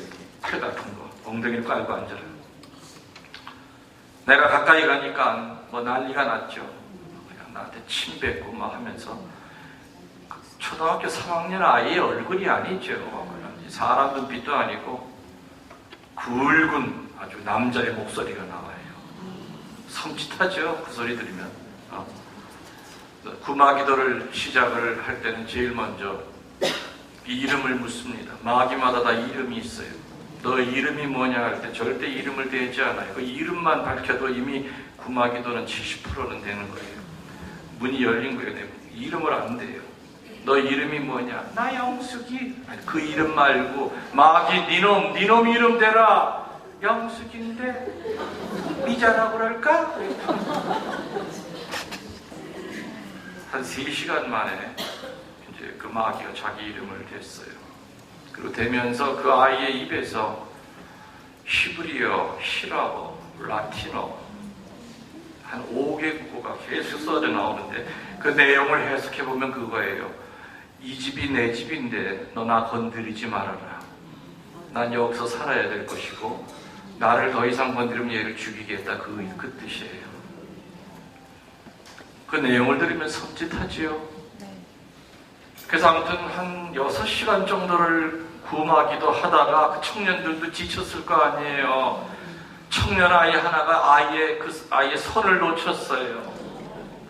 손이 자유로워지니까 그냥 벌떡 일어나니까 앞에 있는 애들랑 목을 치고 나도 옆에 있다가 나도 이제 순간적으로 멱살을 잡힌 거예요. 그 요만한 아이가 힘이 얼마나 있겠냐 싶지만은 상상을 초월해요. 내 목을 딱 잡고 내 목을 거꾸로 돌리는데 진짜 내 목이 기계 속에 들어가서 꺾이는 그런 느낌이에요. 아무런 저항을 못할 정도로 그렇게 힘이 강해요. 그 조그만 뼈만 남은 손을 팍 잡아치는데 그러네 허리춤을 잡습니다. 너무 순간적으로 벌어진 일이죠. 내가 한순간에 들어올렸어요. 걔가 나를. 내 몸뚱아리가 이렇게 들어올려졌어요. 이 90kg짜리 그건 얘기 안 해도 되는 거예요. 그건 못 들은 걸로 해서 되게 날씬해요.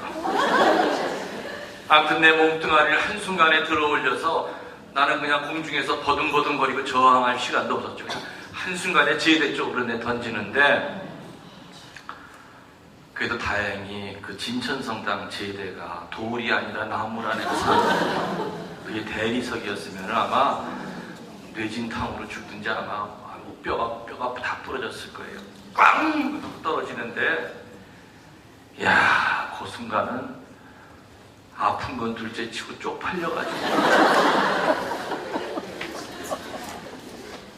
그 꼬마한테 당한 거 아니에요. 근데 그 꼬마가 아니죠. 그 꼬마를 지배하고 있는 마귀예요. 이렇게 전인적인 부마자들, 결국에 그 아이는 한 3일 정도 부마기도 하고 완전히 마귀 떼어내서 부모한테 돌려보냈었어요. 근데 이러한 그 들고 날뛰는 부마자들은 내 경험으로 볼 때는 급이 좀 낮은 놈들이에요. 마귀들 가운데. 기능적인 부마자들, 그 마귀들은 뭐냐? 존재론적인 부마자라 그러는데, 우리 상처 없는 사람 없다고 그랬죠? 상처는 반드시 어둠을 만들어요. 어둠을 내버려두면 그 어둠은 어디에나 다 있어요. 그 어둠을 가지고 우리를 조종을 해요. 그때 겉으로 봐서는 마귀 들린 것처럼 안 보여요. 그러나 구마 사제가 보면은 영적으로 보면 분명히 부마자예요. 저 사람은 좀 음란 마귀가 들려있다. 안 건드리는 데 없이 다 건드려 마귀가.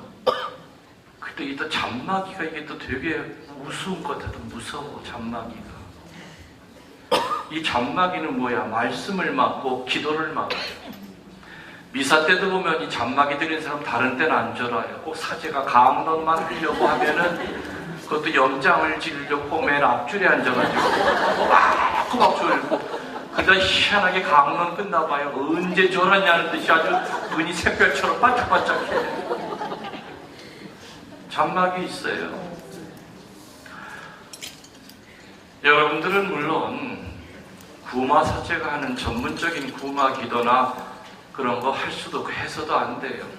그렇지만은 적어도 평신도들이 자기 영혼을 지키고 가족들의 영혼을 지킬 수 있는 짧지만 아주 강한 구마 기도는 교회가 인준하는 구마 기도 있잖아요.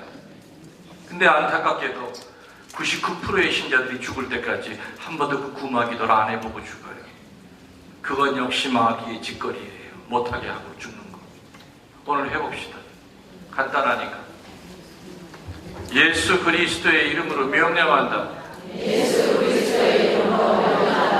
사탄아 물러가라. 주 예수 그리스도에게로 가거라. 단 세 줄이었죠. 첫 번째 줄은 누구의 이름으로 명령한다? 그렇죠. 마귀가 제일 무서워하는 것은 예수 그리스도라는 이름이에요. 근데 괜히 건방지게 나 아무의 이름으로 명령한다 그랬더니 마귀가 나타나서 귀퉁뱅이 한 대가 기구할 거예요. 까불지 말라. 그리고 두 번째 줄에는 여러분이 붙이기 나름이에요. 잔마귀야 물러가라. 음란 마귀야 물러가라. 분노의 마귀야 물러가라. 교만의 마귀야 물러가라. 내 남편 괴롭히는 술 마귀야 물러가라. 게으름의 마귀야 물러가라. 전제론적으로 나한테 드러나는 거 그런 현상에다 붙이면 돼요. 마귀는 안 건드리는 데 없이 다 건드릴 거예요. 그리고 마지막 세 번째 줄을 마지막으로 해야만 구마기도가 종결이 되는 거죠. 누구에게로 가라? 예수 그리스도에게로 가거라까지 반드시 하셔야 돼요. 그걸 안 하고 이번 기회에 이거를 딴 데다 써먹자. 꼴배기 싫은 신우에게로 가거라. 내 돈 떼어먹은 그놈한테 가거라. 그거는 구마기도가 아니라 마귀를 불러들이는 마귀기도예요. 이렇게 짧지만 강한 구마기도가 우리 교회에는 분명히 있어요. 근데 하기는 여러분들 잘못이 아니라 사실은 신부님들 직무유기예요. 가르쳐야죠. 여러분들 이제껏 사제생활 하시면서 본당 신부님이 1년에 몇 번이나 마귀에 대한 강론을 하신 적 들으신 적이 있습니까? 거의 없을 거예요. 주교님들이 사목교서에 신자들한테 마귀 싸워 이기는 법에 대해서 사목교서 내신 적 들어보신 적이 있습니까? 없습니다. 요한 바오로 2세 때 돌아가셨죠? 그분? 교구청 추기경들, 그러니까 장관들이에요. 추기경들 14피정을 누구에게 지도를 맡겼느냐 하면은 이태리의 유명한 구마사제에게 맡겼어요. 그분은 그때 당시에 나이가 85세 정도 되셨죠. 그분이 뭐라 그러셨느냐? 나는 한평생 사제 생활하면서 주교들이 강론할 때 사탄에 대해서 강론하는 거 들어본 적이 없다. 당신들 전부 다 직무유기라고 추기경들한테 손가락질했어요. 깜짝 놀랐어요. 예수님이 공생활 하시면서 제일 중요한 영적 사업이 마귀 띄워주고 치유시키는 건데 왜 그런 거 안 하냐? 직무유기라고. 정말 많이 혼났죠. 결국에는 일주일 피정이 사흘이 더 연장이 됐어요. 사흘 연장해서 뭐 했느냐? 추기경들 고해성사 보느라고. 그 신부님한테. 그때부터 교황청에 공식적으로 구마사제 그 회가 생긴 거예요. 전 세계 구마사제가 생긴 거죠.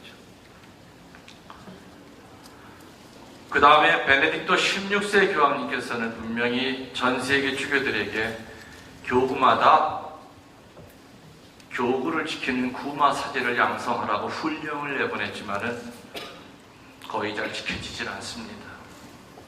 지켜지질 않아요. 그렇기 때문에 한국에 한둘 신부 구마 전문으로 한 사제가 전국을 어떻게 보면 커버하다 보니까 빨리 지치는 거죠. 힘이 드는 거죠. 그래서 저는 그 얘기를 하는 거예요. 구마 사제의 입에서 나오는 강론은 거기 마귀라고 하는 단어가 안 들어있어도 그 분명히 구마의 힘이 있기 때문에 요즘 컴퓨터만 치고 SNS로 얼마든지 귀에 꽂으면 강론 찾을 수 있잖아요. 제 강론. 그래서 들으시라는 거예요. 어둠이 오고 그럴 때 들으시라는 거예요. 그래서 마귀, 부마자는 지금 얘기한 대로 24시간 날뛰는 전인적인 부마자가 있는가 하면 그 사람의 약점을 치고 우리를 공격하는 존재론적인 그러한 부마자가 있다. 이제 개념이 좀 정리가 되셨죠? 그러면 공격하는 방법은 두 가지라고 해서 첫 번째는 마습이 있다. 이 마습은 대단히 보편적인 공격인데 두려움을 갖게 하는 거예요. 앞날에 대한 무서움을 갖게 하는 거예요. 병들었을 때 바로 죽음을 생각하고 어둠을 생각하게 만드는 거예요. 우리 어떨 때 차 타고 가다 보면 뒤에 아무도 없는데 괜히 섬찟할 때 있어요. 백밀러로 뒤를 보게 되고 뭐가 있는 것 같은 그런 느낌. 하다못해 뭐 영화를 보고 무서운 영화를 남양 특집을 보고 난 다음에 잠을 못 자고 벌을 떨고 불이랑 불을 납치고 자야 되고 그런 두려움 같은 거 이런 것들은 마습이라고 해요. 마귀의 공격, 마귀의 습격이라고 해요. 마습. 그래서 우리들은 그러한 두려움이 올 때 절대로 겁내지 말고 담대하게 대처해야 됩니다. 그러니까 그러한 두려움이 올 때도 아까 여러분 가르쳐준 그 세 가지 예수 그리스도의 이름으로 명령한다. 사탄아 물러가라. 주 예수 그리스도에게로 가거라까지. 그러니까 이러한 그 간단한 궁하기들은 집에 아무도 없을 때는 목이 터져라고 하세요. 차 타고 다니면서도 뭔가 본인이 제일 잘 알아요. 내가 요즘 이상해졌다. 내 마음 같지가 않다. 요즘 내가 왜 이렇게 흔들리고 헤맬까? 거울을 봐도 거울 속에 내가 아닌 마귀 한 마리가 들어가 앉아 있어. 마귀가 나를 존재론적으로 괴롭히는 것은 주변보다 본인이 제일 먼저 눈치채요. 그리고 가족들끼리 서로 눈치채요. 요즘 아들이 좀 이상해졌어. 그럼 아들 있는 방을 향하여 엄마가 소구를라도 하루에도 수십 번씩 하세요. 그 아이한테. 그러니까 할 때는 또 잘 분별해서 하셔야죠. 새벽 3시에 술 먹고 고주망태가 돼서 들어오는 남편의 면상에다 대고 사탄아 물러가라 그러다가 쌍코피 터져 그때는.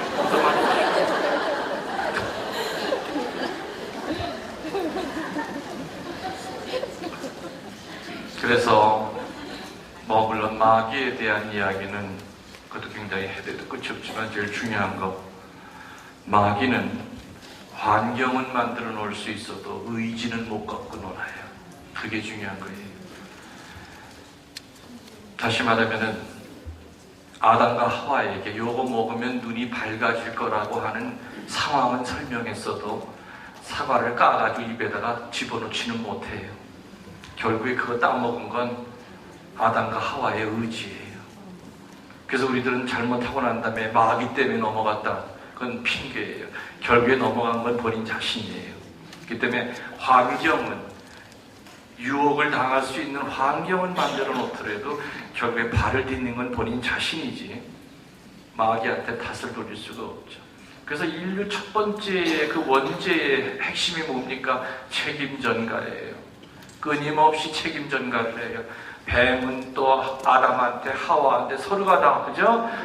하느님 당신이 짝지어 주신 저 인간이 나무로 따먹으러 뭘 먹었잖아요 하면서 나중에 하느님까지 원망하죠.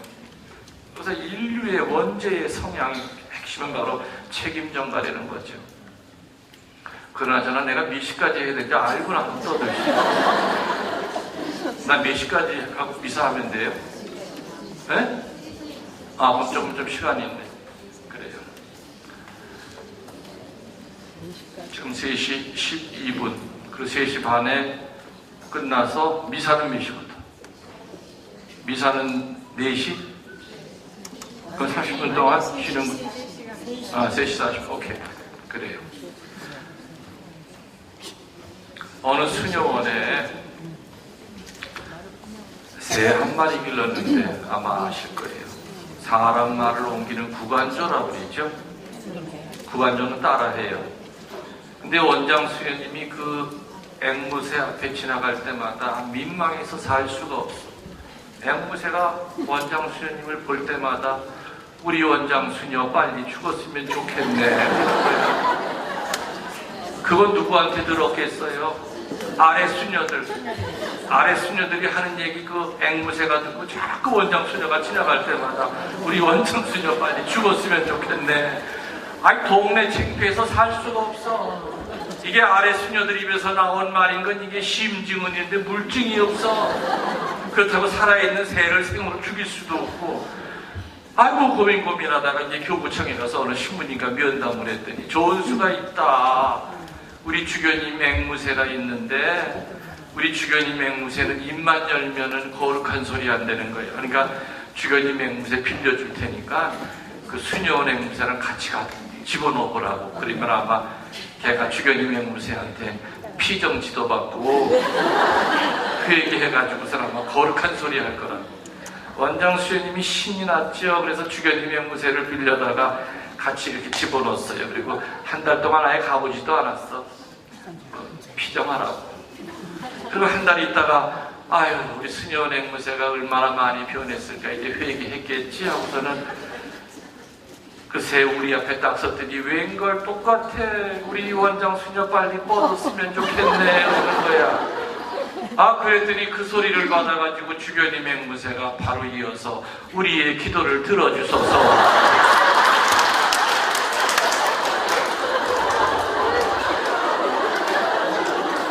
그러니까 그 원장 수녀님은 지금 문제의 핵심을 지금 모르고 있는 거예요.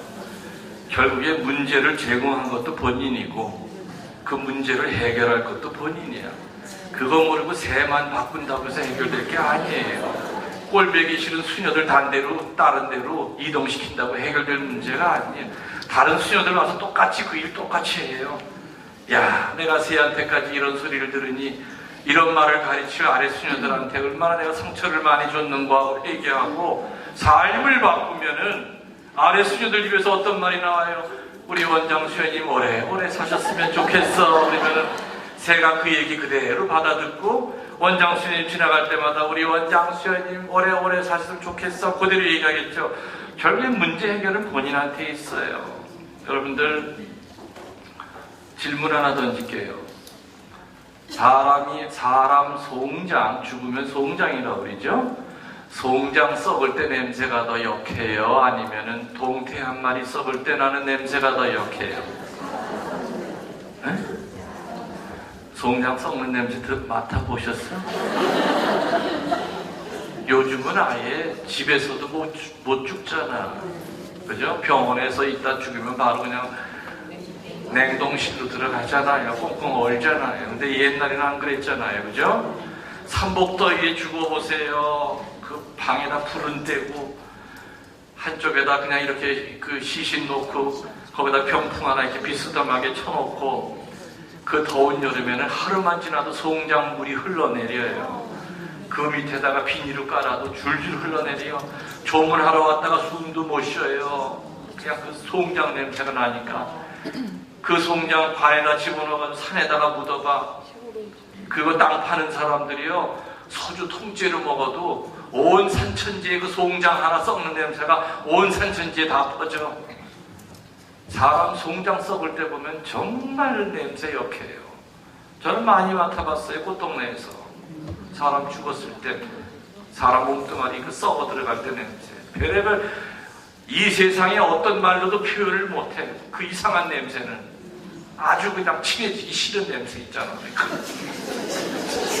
내가 말을 너무 이상하게 했어.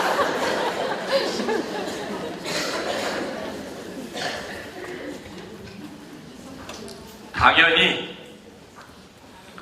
동태 썩을 때보다는 사람 송장 썩을 때 냄새가 더 역하죠. 맞죠? 풀이하면 이겁니다. 귀하고 비싼 존재일수록 썩을 때 보면 냄새가 역해요. 더 쉽게 풀이하면 이겁니다. 사제가 잘못 살았을 때 풍기는 냄새는 평신도들이 잘못 살았을 때 풍기는 냄새보다 훨씬 더 더러워요. 훨씬 더. 왜? 사제는 그만큼 귀한 존재이기 때문에. 수녀들이 잘못 살았을 때 풍기는 냄새는 레지오 단원들이 잘못 살았을 때 풍기는 냄새보다 훨씬 더 더러워요. 성당 다니는 여러분들이 잘못 살았을 때 풍기는 냄새는 이방인들이 잘못 살았을 때 풍기는 냄새보다 훨씬 더 역겨워요. 귀하고 비싼 존재일수록 썩을 때 더러워요. 이 말은 참 무서운 말이에요. 저도 어떨 땐 제가 나사가 풀어진다고 느낌이 들 때면 내가 이 이야기를 혼자 떠올리면서 그래, 사제는 귀한 존재인데 내가 잘못 살면은 나를 통해서 얼마나 많은 양들이 더러운 냄새를 맡을까. 그리스도의 향기를 풍겨야 되는데 저 멀리서 신부님이 지나가도 그냥 향기가, 아, 우리 신부님 여기 지나가시네, 예수님 지나가시네, 그 냄새가 나야 되는데 저 신부님만 지나가면 송장 지나가는 냄새가 나, 썩는 냄새가 나. 이것만큼 스캔들은 없어. 스캔들이라고 하는 라틴어의 뜻은 걸려 넘어지게 하다라는 어원을 가지고 있어. 스캔달룸이라고 하는 라틴어는 바로 그런 뜻이에요. 걸려서 넘어지게 하다. 사제가 잘못 살았을 때 신자들은 사제를 보고 걸려 넘어져요. 시어머니가 잘못 살았을 때 며느리는 시어머니를 보고 걸려 넘어져서 냉담을 하게 돼요. 나를 교회로 이끈 시누이가 잘못 살았을 때는 이끌려간 올케가 거기 걸려 넘어져서 신천지 교회에 빠질 수도 있다는 얘기고 대순지기 교회도 나갈 수 있다는 얘기예요. 그래서 귀하고 비싼 존재일수록 여러분들 세례 받을 때 하느님이 목숨 걸고 여러분들 구원하셨잖아요. 그건 아시죠? 네. 물과 성령으로 여러분들 얼마나 귀하신 존재들이에요. 그리스도의 사제직, 예언직, 왕직이라고 하는 어마어마한 지위에 올라가신 분들이에요. 얼마나 귀한 분들이에요. 근데 알다시피, 얘기 들었다시피 우리 교회에는 50%가 냉담자예요. 그 얘기 아시죠? 그리고 주일 지키는 신자가 교족의 3분의 1이 안 돼요. 더 기가 막히고 안타까운 것은 성당을 나가면서도 힘들고 어려울 때 주님 앞에 무릎을 꿇기보다는 점집이나 철학관을 다녀봤던 경험이 있는 사람들이 38%를 넘어섰어요. 이 중에도 지금 38%는 갔다 왔다는 얘기죠. 얼굴에 점이라고 써있어. 내가 봐도 두 다리만 안 갔지 하는 것마다 안 될 때 아이고 어디 한번 가서 물어볼까, 마음까지 먹은 사람까지 합치면 38%뿐이겠는가. 그 공포와 두려움, 포졸들은 배교하면 나가서 애 데리고 살 수 있어. 그래도 배교 안 했어요. 배교 안 했어요. 여러분들 천주교 신자 죽일 때 썼던 칼이 다른 거 아세요? 망나니들이 천주교 신자 죽일 때 썼던 칼은 다른 칼을 썼대요. 그 칼은 일부러 밖에다 내놓고 비를 맞췄대요. 비를 맞추는지 아니면은 물이라도 뿌렸대요. 시뻘겋게 녹슬게 하려고. 법 자체가 천주교 신자들을 죽일 때는 모질게 죽여라. 그래서 절대로 한 번에 목을 안 비웠습니다. 5번, 6번에 나누어서 마치 고기 쓸어내듯이 목을 끊어냈대요. 처음엔 칠 때는 칼 등으로 목뼈를 부러뜨리죠. 그 고통 때문에 허우적거리는 신자의 등을 밟고 그 다음에 녹슨 칼을 잡아서 5번, 6번에 나눠서 잘라냈어요. 그 고통을 당하면서도 예수, 마리아, 요셉을 찾았단 말이에요. 그런 일이 바로 우리에게 나타난다면 여러분들 어떻게 하실 수 있어요? 신부님은 목 내놓으실 수 있어요? 하고 물으신다면 그때 가봐야 알겠어요. 참 우리 선배님들 정말 대단해요. 어떻게 그럴 수 있을까? 말 한마디만 하면서 할 수 있을 텐데 그 요즘 현대인들 마인드로 일단은 배교해. 그리고 나가서 고백성사 한번 진하게 보고 그리고 보석 한 번에 안물 닥치게 하고 그리고 다시 살면 되는 거 아니야? 이게 바로 합리주의죠. 합리주의예요. 이 안경집이 까맣죠? 이건 누가 봐도 이 안경집은 까매요. 그죠? 까만 걸로 알고 살았는데 하느님이 어느 날 갑자기 오늘부터 그거 하얗다 그러면은 종교인들은 눈알 동그랗게 뜨고 대뼈예요. 아이고 이제 저 양반 연세가 많으니까 이제는 하얀 거 까만 것도 이제 구분을 못하네. 이게 까맣지 어떻게 흰 겁니까? 하느님한테 덤벼요. 자기 머리를 가지고 덤벼요. 합리성을 가지고. 근데 신앙인들은 이제껏 까만색으로 알고 살았는데 하느님이 오늘 갑자기 오늘부터 희다고 하면은 처음에 혼돈은 왜 안 오겠습니까? 혼돈이 오죠. 그러나 이내 속으로는 뜰어도 주님 눈이 또 시다고 해서 또 자세히 보니까 그거 보면 볼수록 희네 그거. 아이고 아주 하얘지네 하얘져. 이게 바로 신앙이에요. 다시 말하면 순교는 합리적인 마음 가지고는 못해요. 할 수가 없죠.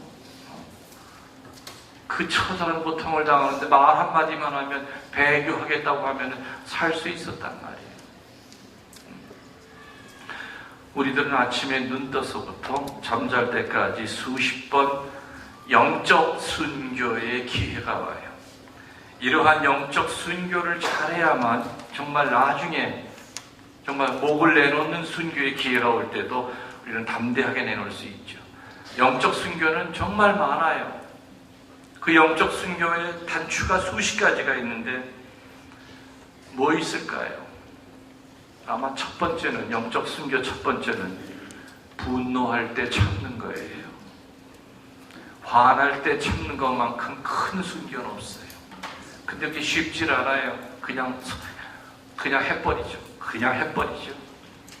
그래서 옛날부터 자기 분노를 이기는 자가 영혼을 다스린다고 그러지 않았습니까? 또 뭐 있습니까? 영적 순교. 혓바닥 다스릴 줄 아는 거. 이 세치밖에 안 된 이 짧은 혓바닥으로 우리 얼마나 많은 죄를 짓고 삽니까? 죽였다 살렸다 마음대로 하죠. 창조주 하느님이 진흙으로 사람 빚고 난 다음에 마지막으로 제일 고민한 게 이 혓바닥이었대요. 이걸 어디다 달아야 될까? 왜냐면 하느님은 알고 계셨어. 혓바닥 한 번 잘못 놀리면 본당이 뒤집어지고 구역이 뒤집어지고 레이지오가 뒤집어지고 다 알아. 그래서 처음에는 어디다 숨겼느냐 혓바닥을 겨드랑이 밑에다 붙였었대. 근데 이게 걸을 때마다 자꾸 걸리적거려. 아유 거기도 안 되겠구나.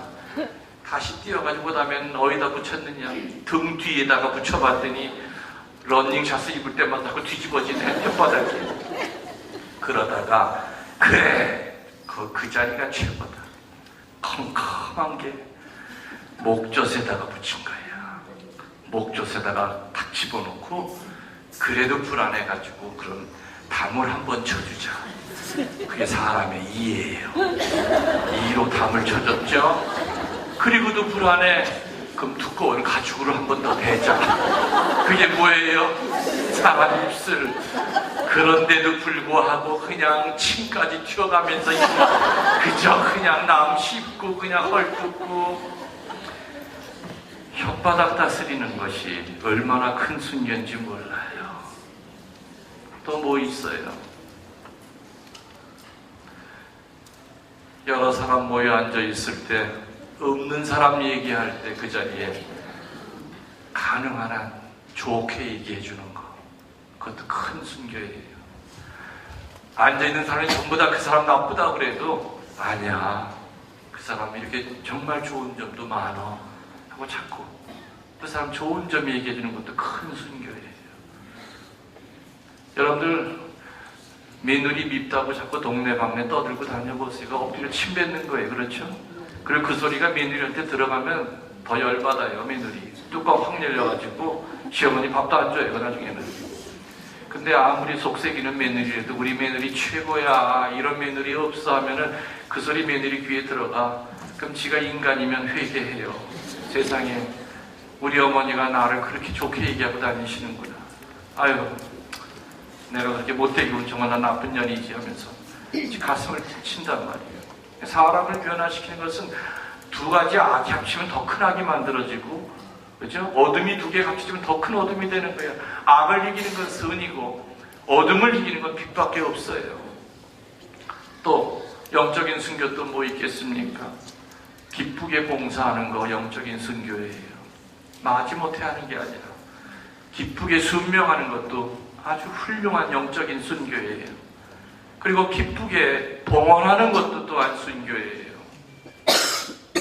저녁에 식구들 다 들어올 때 여러분들 어떻게 맞이하십니까? 한 사람 한 사람 들어오는 사람 눈을 바라보면서 정말 웃으면서 애썼다 힘들었지 이러십니까? 아니면은 쳐다보지도 않고 왔냐? 손 닦아 밥 먹어라? 눈을 마주보면서 등 한번 쳐주는 거 고생했다고. 그게 순교예요.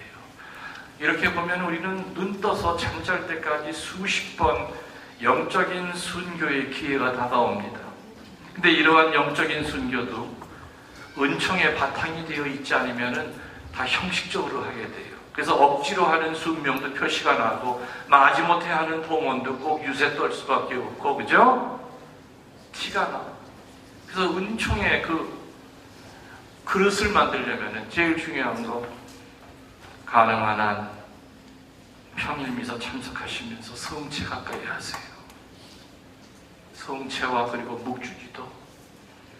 여러분 손에서 묵주기도를 놓치면 우리 그때부터 죽는 거예요. 여러분들 교황님 손에 묵주 없는 거 보신 적 없죠? 그 바쁘신 분이 늘 손에는 묵주, 틈만 나면 개인 경당 성모님 앞에 가서 늘 묵주기도 드렸어요. 그 바쁘신 분이 그 많은 사람, 전 세계 사람 만나면서도 시간을 억지로 내서 묵주기도 하셨어요. 성체와 이 로사리오 기도, 이것이 바로 우리 은총의 그릇을 만드는 중요한 거죠. 그 안에 살 때는 저절로 자연스럽게 아까 얘기한 그 순교의 기회가 올 때도 짜증내지 않고, 그리고 늘 하면서도 부족함을 느끼면서 겸손하게 우리가 해나갈 수 있다는 거 명심하도록 합시다. 우리 잠깐 화장실 갔다 오셔서 미사 봉헌하도록 하겠습니다. 영광이 성부와 성자와 성령께 성부와 성자와 성령의 이름으로 아멘.